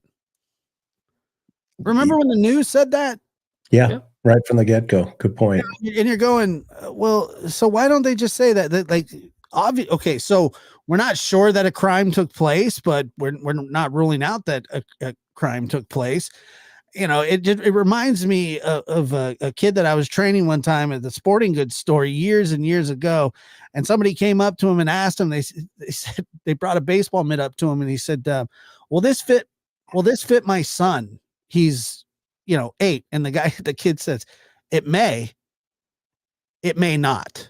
And I said, what the hell are you talking? What do you might as well just say you don't know, like that's every time I hear something like that, I always go back and think about when he said that. And I go, I know you're trying to answer the question, but that's just not an answer. It means absolutely nothing. And that's kind of what I feel like it happened when TBI said this. Very mixed, because it's so hard because you go back very early on in these investigations and you think, okay, what did they say here? And when we're talking about the landfill, they said our investigation has led, and I know people are in the chat saying wrong landfill. I'm just talking about that they went and searched the landfill. Let's just leave it at that, okay?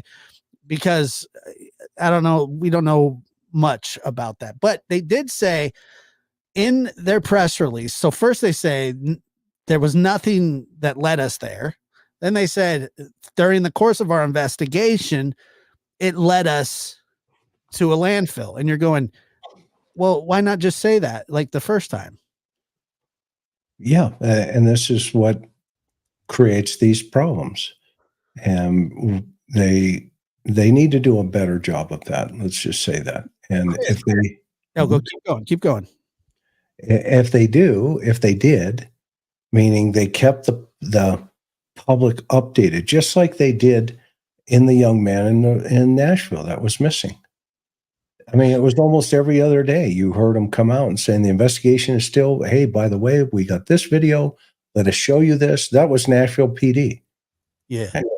And they're right near each other. TBI's up on the hill and Nashville PD's in the city, just right. Just below them. Right. And so it's not a lot of rocket science here that you can control the narrative very well. How would they verify his presence in Sumner without the cell phone backing up Memphis? And that question's to you, Chris. I would think that I think that it would be pretty easy to verify where he was, right? A lot of times you follow the money.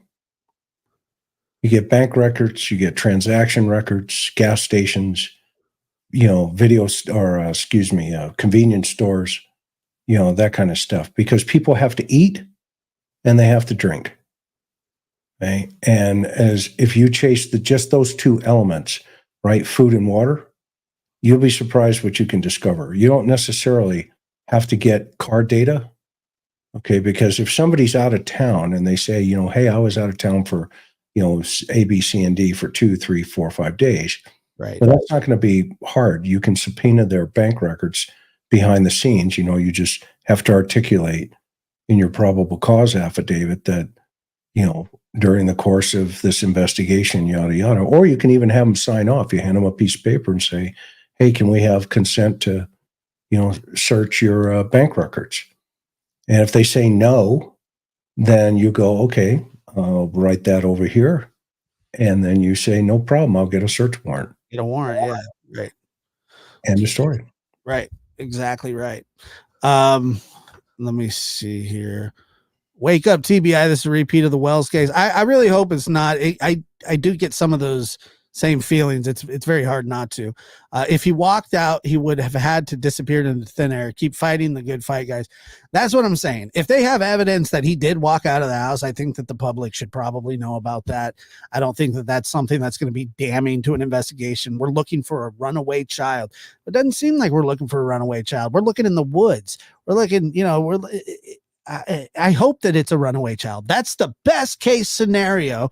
So give us something.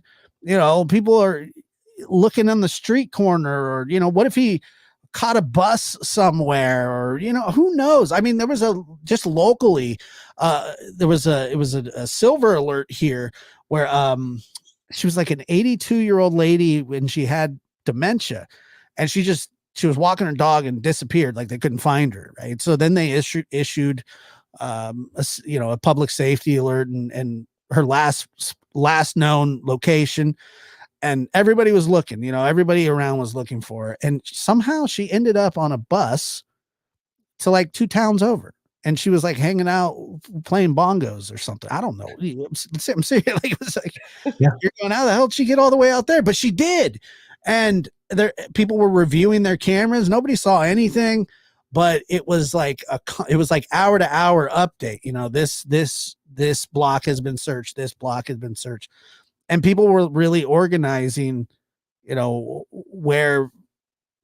what needed to be searched. And thank God she was okay. And that turned out okay. But like, things do happen like that. I mean, you know, I do wonder the stuff like what if something like that happened and, you know, he doesn't have his phone, how would he know to contact, or how would he know to either get home? But his face is out there all over the place. How people will recognize him, you know?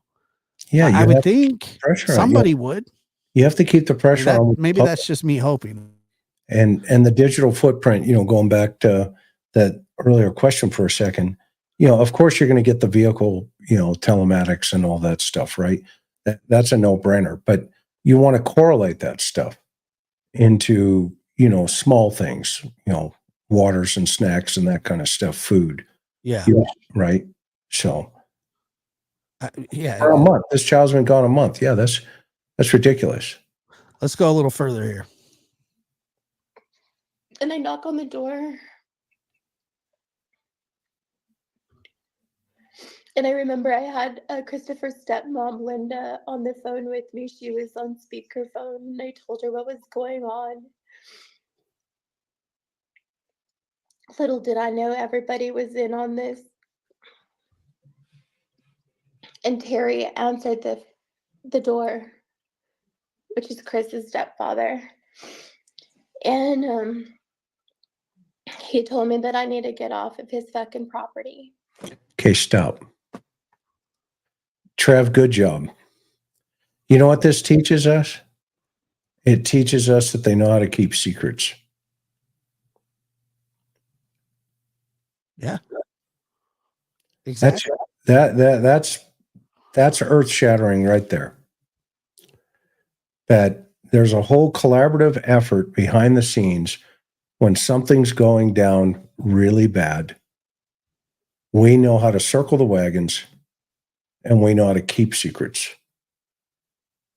That's what I brought up when Josh asked me when I first came on, when we first started, what were a few things, and that stuck out. And I said the amount of people in the family that were a part of some of these things. It's one thing when there's one person, but the fact that this entire family stuck together for some of these incidents is concerning to me, because what else will they stick with each other for?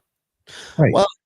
Well, and there is something later on, and Chris, and I know you'll go back and listen to this whole thing because it's fascinating. But there is a part where she specifically talks about, was it the police got called and that he was there, but it's her parents or his parents said that he wasn't there, that he was somewhere else in California. Yeah, there was something that came up where they lied and said that he was in California. Yeah. Yeah, after like a threat or some altercation that could be criminally, charged, or, they lied for him. And then you see his parents chasing Jonathan the other day, which you would think that they would be more focused on maybe finding Sebastian. Well, and if that's a great point. Both of you, that's a great point. But Trev, I think what you've captured here is you've captured the other side of the behavior that she's been up against. Okay. And then, so now you fast forward that into, okay, if they're fighting over a small child, i.e., Faye, right? Is that her name? Faye, Faye? Faith. Faith. Okay. So I don't want to pronounce it wrong. Faith. Faith. Like Faith. Okay. Did I spell that right?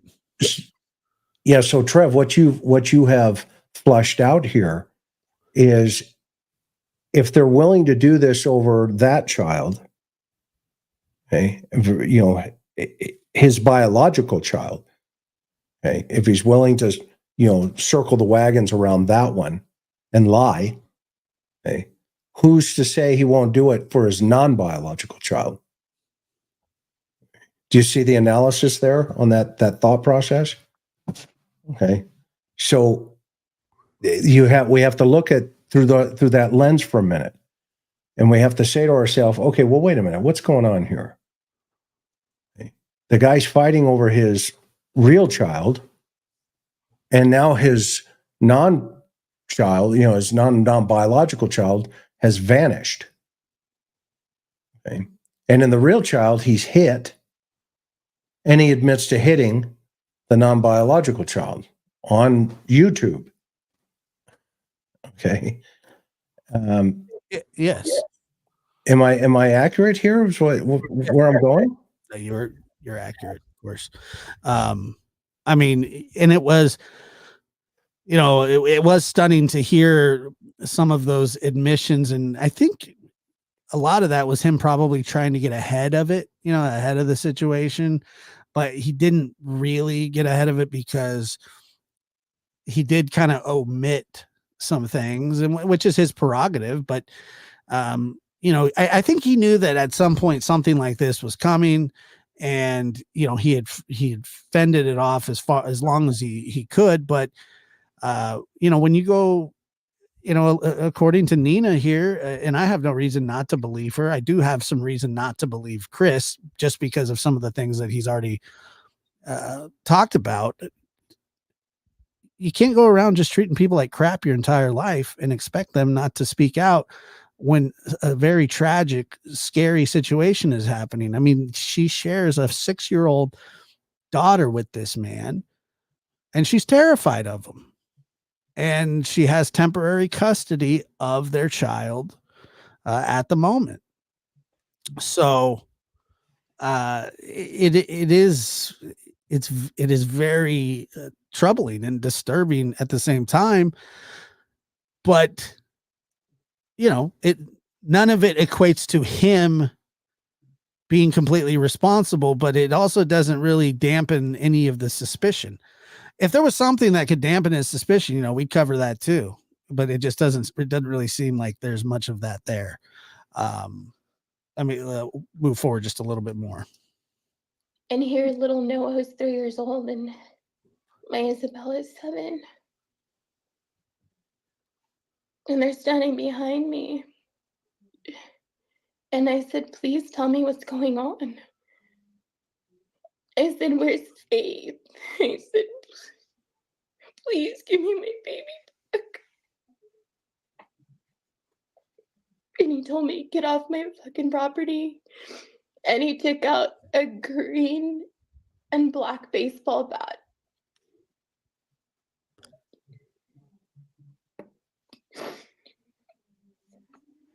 And he told me to fucking leave or he's gonna bash me and my kids' heads. So stop. Sorry. I was ready. You can't roll past that. Yeah. Well, I have a question though. Okay. Is this the biological father or the stepfather? I believe, do you know that? Is this the stepfather? Because the stepfather was the one the other day that was out joyriding. So it's the Right. Who's pulling the bat? The stepdad. So the stepfather. How old was Chris when he went in when he went under the wing of this guy? I don't know. That's a great question. Okay. Do you think you can find that out, Trev? Yeah, I'll look into that. Okay. Great point. I didn't even think of that. It's a great point. It seems like he's all in for Chris, because you saw what happened yesterday, which is, whatever, but there is aggression there. Can understand that, but still. Well, first of all, you're pulling a bat on a woman. No, I'm not talking about that. But that's crazy. You know what I mean? That's wild. Well, that's learned. No doubt. And she, the one thing that struck me about that was when she said it was, the green and whatever color she said it was. She remembers this vividly. She remembers that bat vividly. People like this traumatized her. This stuck in her head. Yep.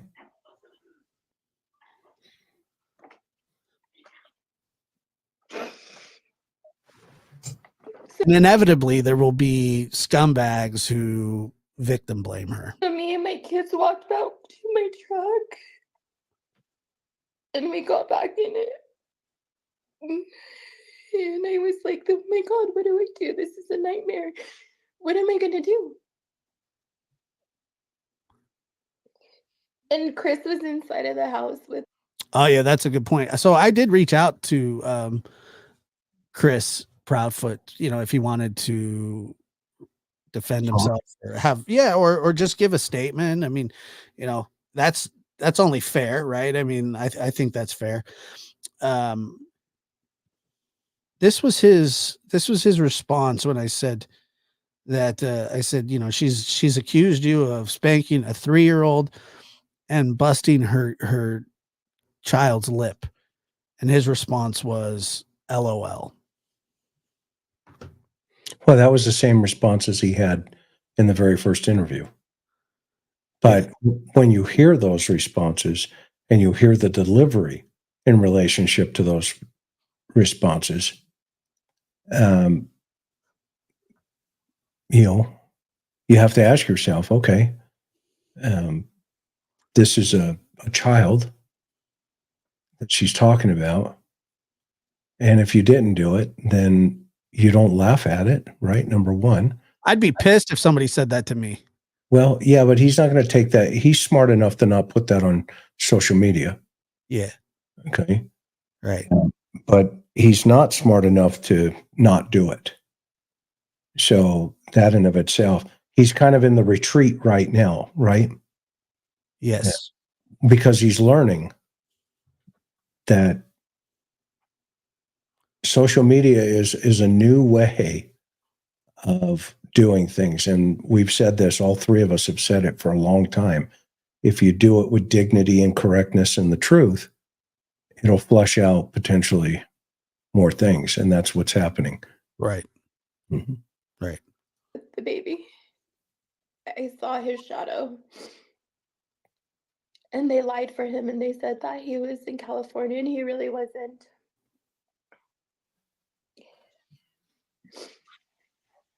So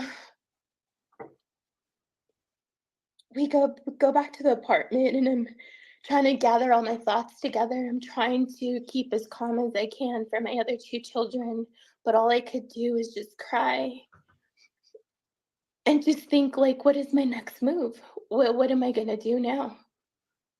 I'm so far away from home. I'm far away from my parents. I'm far away from everything that I've ever known.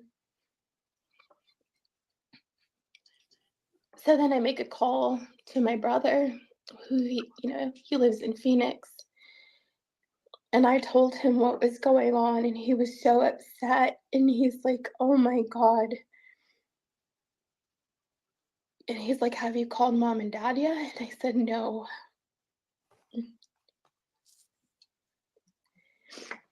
And he told me himself that day, he said, "You're going to fight.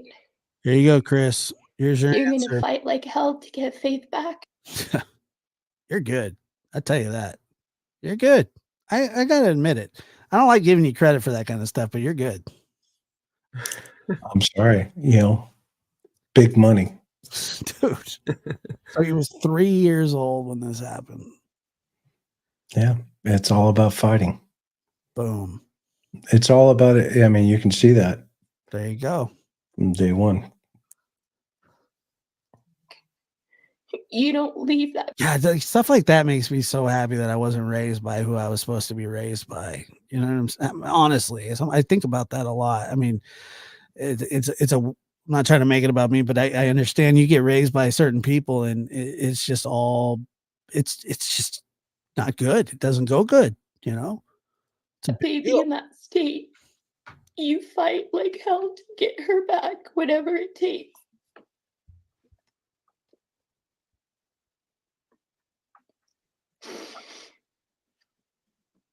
And that's what I did.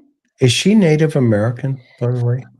Yeah, well, she's Spanish and Native American. Yeah. She Navajo? I don't remember. Do you know, Trevor? I'm not sure. I just know she's half and half because she is actually went to her pilgrimage today, with Easter coming up.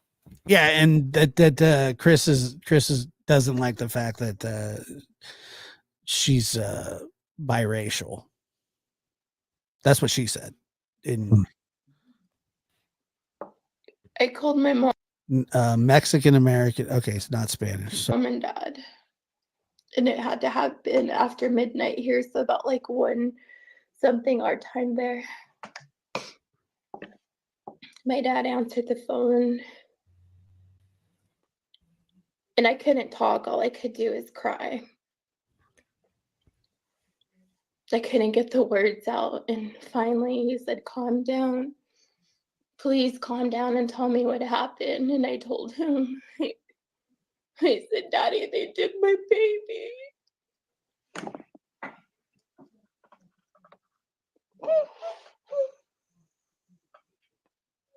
You see, for him, it's not about the child. It's about the revenge. And all he could get out is, "Oh no, they hurt my baby." And he started crying. And he woke my mom up. And he said, "You hang in there, we're on our way."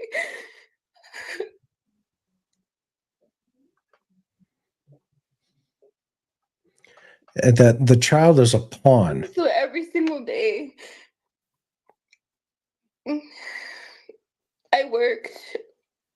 I worked at a local Great Flips out there.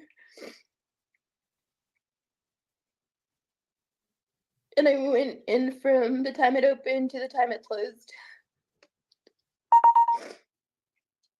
That following morning, after all this had happened, I went to my bank account and to my savings. I've been saving money through this whole entire time, but I've been using it since we were out there so I can help support my kids and myself. But little did I know that Christopher wanted me to use all my money because he didn't want me to have anything, so I wouldn't retain a lawyer. So that morning before I went to work and dropped my kids off, at the time, Michael and Linda, which is let me Christopher's biological this father, and real his stepmother were still helping me watch my kids because they still had to work. this I guess people were asking. So I thought that he was the one that pulled the bat. It was his stepfather. But I said, "You don't want to respond, or he didn't pull a bat, or both." He says, "Didn't pull a bat. It was actually his stepfather." I said, "She's saying you spanked a 3-year-old and busted her kid's lip." You see his response? Mhm. I don't know who was asking for it, but there you go. So In transparency, I wasn't making that up. I know it would be, it sounds asinine for anybody to repeat that, but that's what happened. So there you go. so he responded about his stepdad. Well, he responded, said that he didn't pull the bat, not stepdad. He's Right. saying I didn't pull the bat. I said, okay. And then I said, well, what? She said that you whooped her 3-year-old and then spanked or then busted the lip. Okay. And then he wrote LOL. Go back to that text again. Look at the context of that text real fast. Sorry. Yeah, no problem. She's saying the stepfather pulled the bat, right? Yes. Okay. Look at you don't want to respond, or you didn't pull a bat, or both. Didn't pull a bat. Okay. So he's saying he didn't pull a bat. Yes. He's not saying a bat wasn't pulled. Correct. Does that make sense? Yes. Right? And him and I have had this kind of thing before where, when I asked him about open CPS cases, he said the only one that open CPS case I have is because Sebastian went missing. And so I was like, oh, that's the only time. Yeah. And he's like, that's the only contact we've had, with an open case. And then come to find out that CPS was called on him, but it's not an open and active case. So he said, well, you asked me about open cases. He got like pissed off that. I said, okay, whatever. Right. So the minutia details are very important in terms of how he communicates here. Okay, so his communication is always going to be justification. Yeah. So what that does, though, is it validates what she's saying. Okay. So the fact that she says the guy stood there, with a bat when he gives the color and says, blah, blah, blah to her. Okay. What he just did by saying that didn't pull a bat, meaning him. Okay. He just validated that could be a true event that just took place. Okay. So if I was in the interview with him, I would ask him, what did you mean by didn't pull a bat? Well, that was my fault. That was my stepdad that pulled the bat.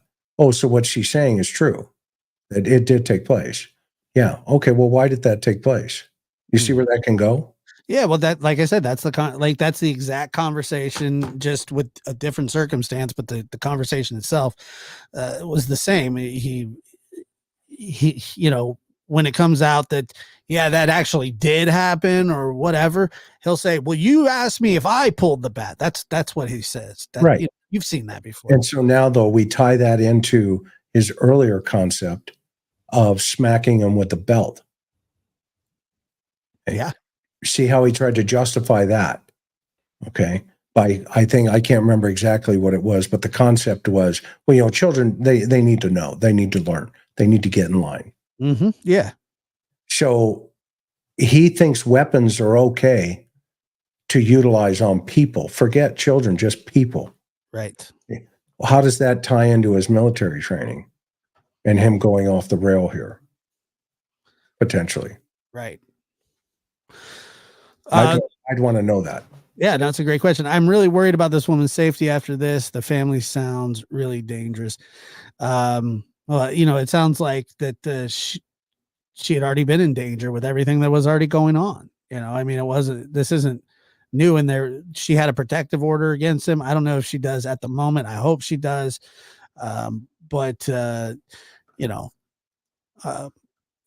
Sometimes, like I said, secrets are what get people hurt, not speaking the truth. That's just how I feel about that. What do you say, Chris? Let's see. I'm really worried. Yeah, I don't think she is. I think she's okay. The fact that she came and talked to Trev, she's out there on the record. And if they did anything to her, what she needs to do is take this to a judge. The fact that the child's missing and that he has her child, that could be a red flag for the judge in family protection court. Yeah. It did get extended after he went missing. They had a court date where she filed for emergency temporary custody, and the order was extended, and Chris, for at least the time being, cannot get her. And I think at least part of that was due to Sebastian's case. But I know they've got court coming up, and yeah, it's on the record, man. It's not like these are secrets, and By the way, and this is a very important to note, and I want people to truly understand this, that she reached out to Trevor. She wanted her story told because she thought that not only would it help her situation, but it might help Sebastian in some way. And thank God that somebody's willing to speak up and stand up and say, look, this is the kind of crap that was going on. This is what I went through. This is what I've been dealing with. Now, how does this relate to Sebastian? Well, you be the judge of that. But I want to tell my story because I've been terrorized by these people. I can't help but think about the correlation between Jeannie and Mary and this victim here coming forward. Trevor and I talked about, I told Trevor, look, I've been down this road. Right. I've been down this road. I've been criticized for it. You have as well. But you know what? The victims reach out because he's out there telling his story, or at least what he wants people to know. So what? She's supposed to keep her mouth shut? Like she's not allowed to tell her story. Like I said earlier in the show, if they wanted to keep this kind of behavior that was going on under wraps, it should have never happened.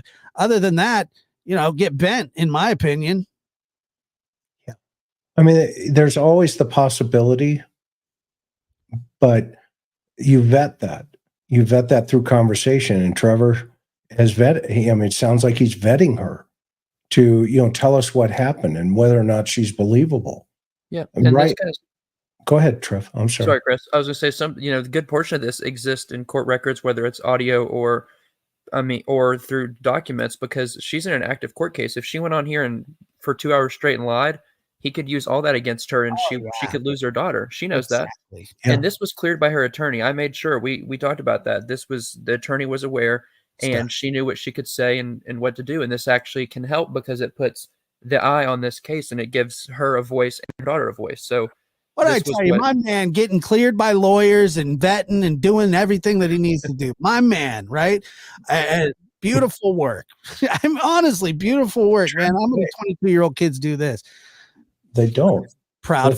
I'm beyond proud. I am too. I am so. You have earned the TIR. Look at that Horn Award, buddy. You're awesome. Good job. This is great. I mean, this is great.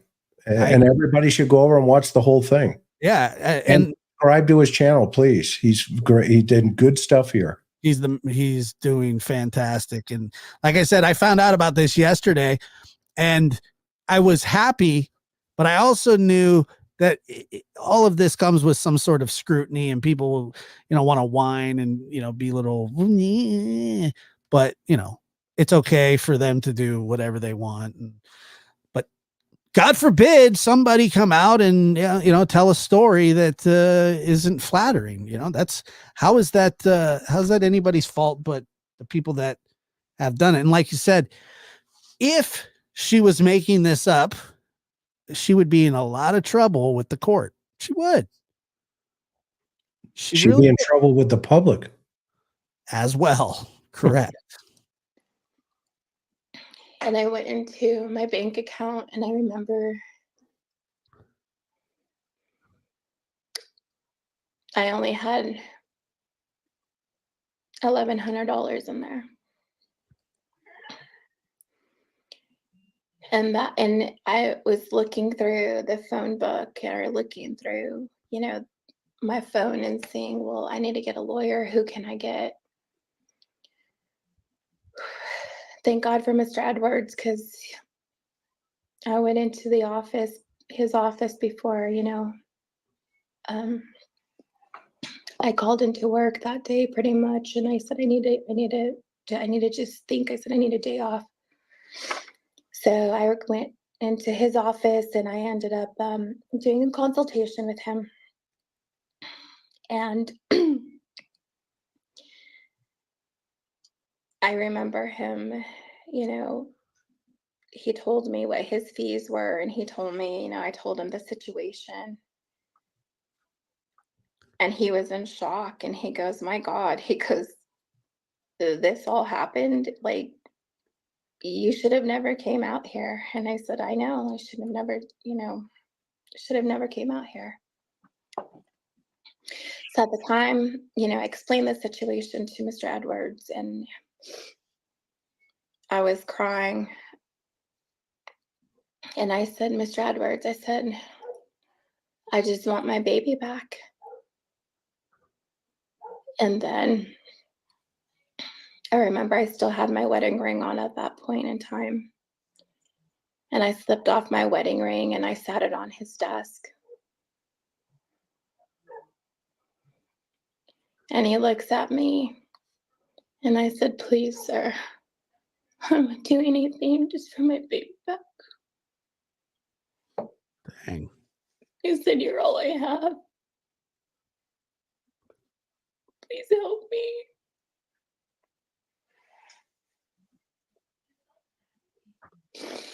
I remember he took out his little magnifying glass and he looked at it and he put his head down and he goes, God. He goes, I work for money. I said, and I know, sir. I said, and I promise I will pay you every time that I can. Just help me bring my baby home. So, Trevor, at And he said, this point, is this when they had I mean, I would say basically kidnapped her child. It seemed that way. Yeah. You got Did they yourself- take the child across state lines, Trev? What exactly did she say, Josh? Well, I believe that she was in New Mexico, and but I can't remember how they ended up in custody of the child. That's what I'm missing. But I don't know if they did take her across state line. Oh no, they lured her to Tennessee. Okay, and that was later. Interesting. So under false pretext, they lure her to Tennessee. They get the child. They get everything situation, and then the stepdad shows up with the bat saying, "Hit the road, Jack." Basically, yeah, yes. So it was a manipulation tactic, Okay. no doubt.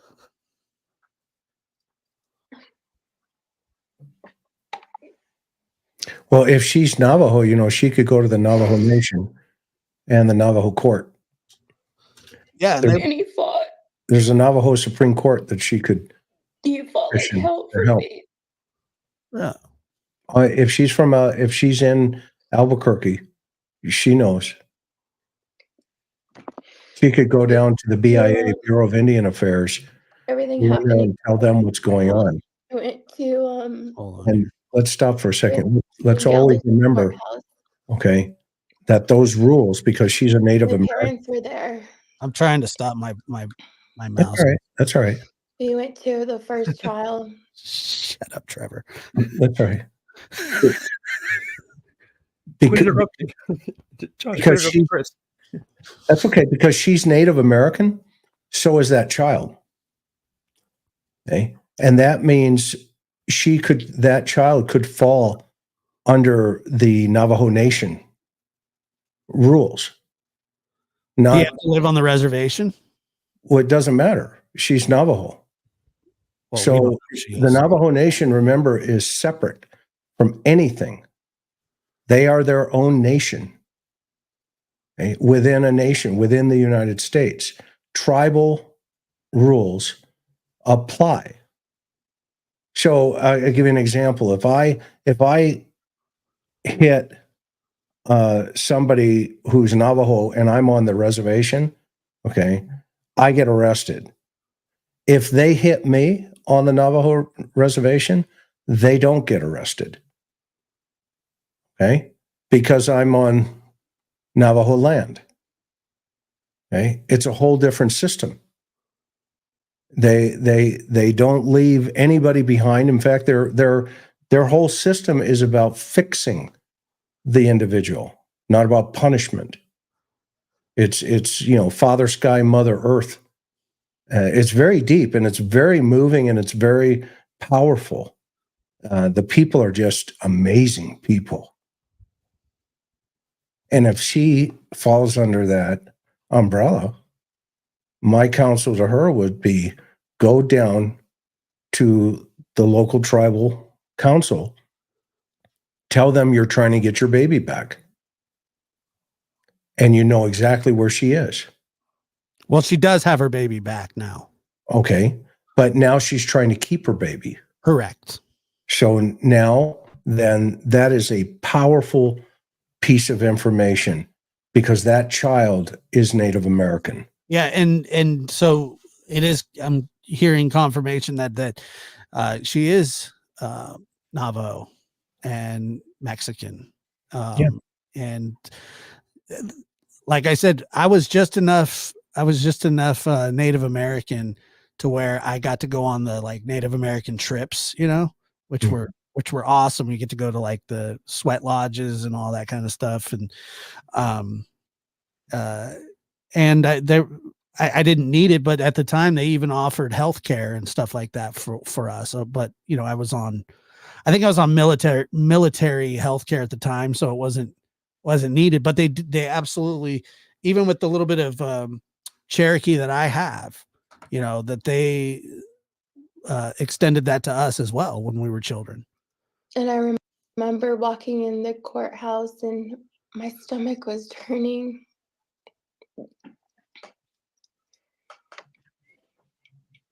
I hadn't seen my baby.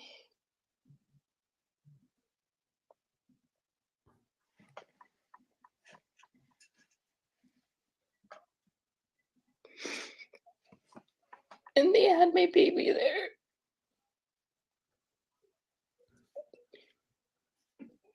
From what I understand, Proudfoot is not a Native American name. It is Irish.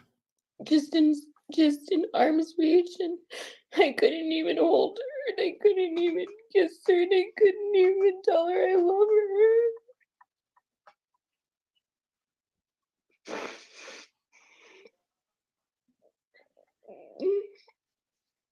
Scottish, maybe. No. So we went to trial. I don't know what you want to call it, a trial, a hearing. I think I was just so oblivious to everything at that point because I was so heartbroken that my baby was gone.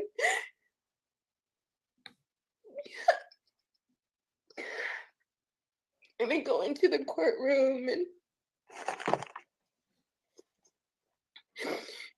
all I had was my dad in there.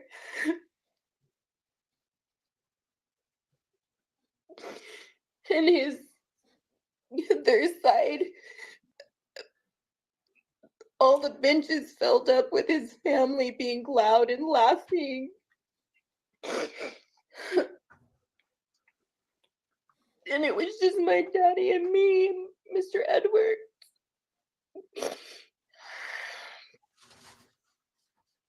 It's like a mafia family. And I remember the judge, his attorney, just everybody in there. All the hurtful things that they put on black and white about me. Yeah, it is. Just the eyes glaring at me and making it seem like I was a bad person.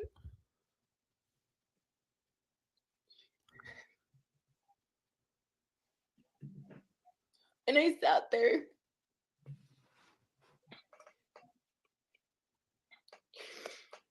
And he asked me a couple of questions, and I answered.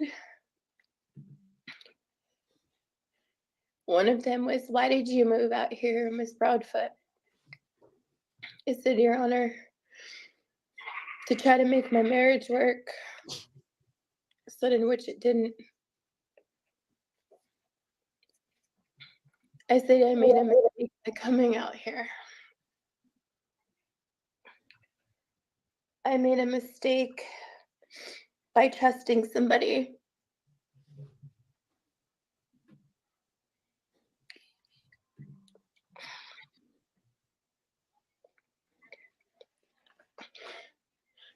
And I said, if I could change back the hands of time, I probably wouldn't have even came out here." And they did whatever they were doing, and then the judge, said that I only had visitation with Faith, and they all had to be supervised.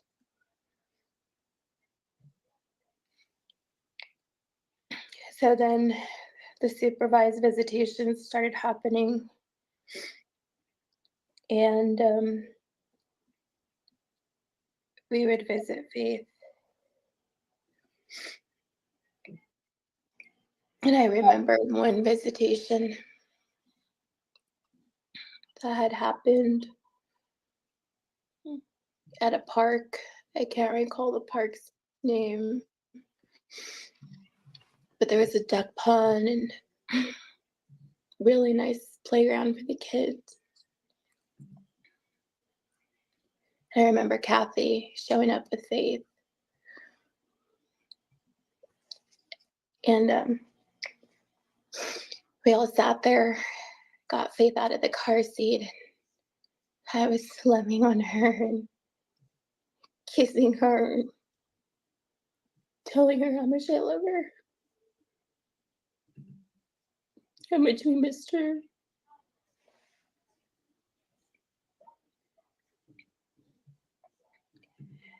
And I handed her to her big sister. And I took a picture of those two. And my oldest daughter was crying.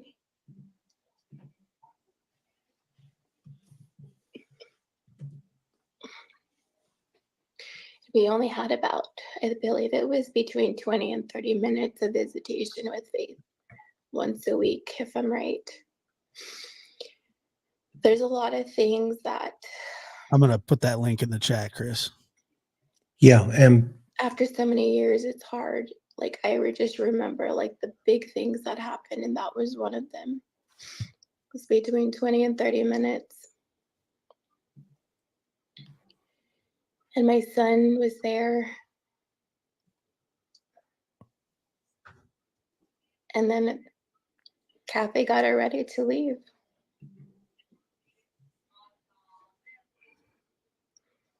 They had to leave first, and then we left after. I remember holding my son and my daughter's hand, and we were walking back to my vehicle. And my son started crying. And I started crying, and then my daughter started crying. And he said, "Mama, I'm gonna run super fast, Mama. I'm gonna go grab Faith, and you meet me on the other side of the park, Mama. I'm gonna run so fast, and then you drive off, Mama." Jeez. Yeah, I mean it's incredibly tough to listen to. I mean, it sounds like she's been tortured, and Trev, if you can talk to her and have her, grab that, find out if she's gone to BIA. Okay. And counsel her to head that way. That even her attorney, quite frankly, I don't know if he would even have jurisdiction out there, because if he's representing her in the the courts, the Superior Court in Albuquerque, right, not far from where the courts are is where the BIA headquarters is. And what she needs to do is get some counsel from somebody from the tribes out there. And because the at issue here is the child is Native American. Okay, she's half and half. Okay, half white, half Native American. So mom could actually pull a curveball and put this whole thing into the tribal system. And now, believe it or not, the dad is on the defense. Right now, she's having to protect her kid from getting pulled away again. Am I right, what I'm hearing here? I believe you are. Okay, so she can reverse that and put the child under the protection of the Navajo Nation, which, thank goodness, exists. And this is, this is right in my lane where what I'm doing. I mean, I'm watching this going, holy crap, I've heard this story 1,000 times here. Mm-hmm. Okay. And this woman needs help. She needs help. It's obvious. And you know what? Let's try to get her some help. I'm sure there's enough Native Americans in the chat out here that can direct her and guide and counsel her into paths that can help her and protect her children and protect her family. Yeah, so this is something that, I don't know. We'll have to talk with Trevor. I don't have any contact with the lady, so this is something that would have to be discussed. Typically, independently though, because we don't want to do that here. But right. But I do. We will definitely talk about it.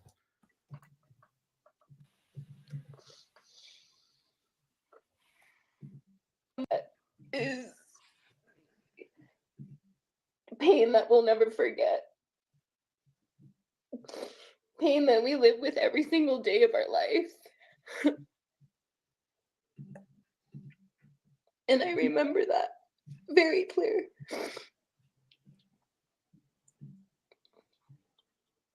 And we went home. We had another trial a couple weeks later. Was I believe I want to say it was in maybe November, either in October or November. I can't recall the date. But at that trial,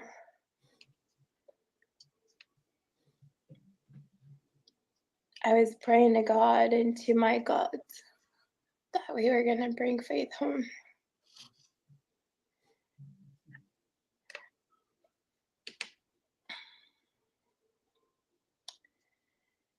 And we went to that courthouse, and with my mom and dad and Isabella and Noah. At this point in time, my mom was going to testify against Christopher. My daughter was going to testify against Christopher. And they had said, his lawyer at the time had said, don't let her daughter testify. And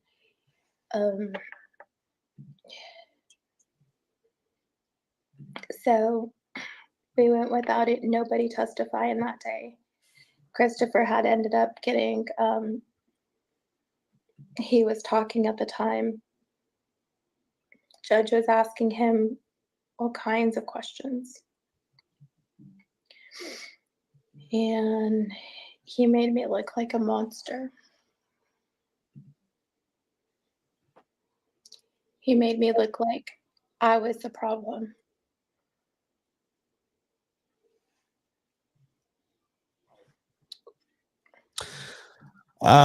So if you want to watch the rest of that, please head on over to Trev Time, his channel, Trevor Lee, who has done fantastic work. We're going on 2.5 hours here, so I do want to wrap it up here. And it's really unbelievable. Great work, Trevor. I mean, you've given a lot of insight by just being there for somebody that reached out to you, and a lot of respect for that. Thank you, Yeah. and I appreciate you both. I'm going to jump off too, Josh, so you can close it out. And All right, guys. same Trevor. thing. Great job. All right, you. Trevor. Thanks, Lab Rats. See you guys later. See you, Chris. Thanks for coming up. All right. Well, so anyway, head on over to Trevor's channel.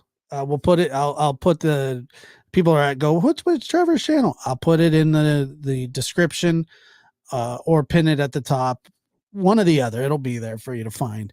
But I just want to tell everybody, thank you for showing up and being supportive. And hopefully this makes it, we can make a difference. And I know that people are really wanting to make a difference. So the things that were talked about, we will figure that out as well. I understand that there are people that do want to help. So like I said, we can't do it on spur of the moment, but we will figure it out. And so thank you guys so much. Thank you for being here. And we'll talk soon.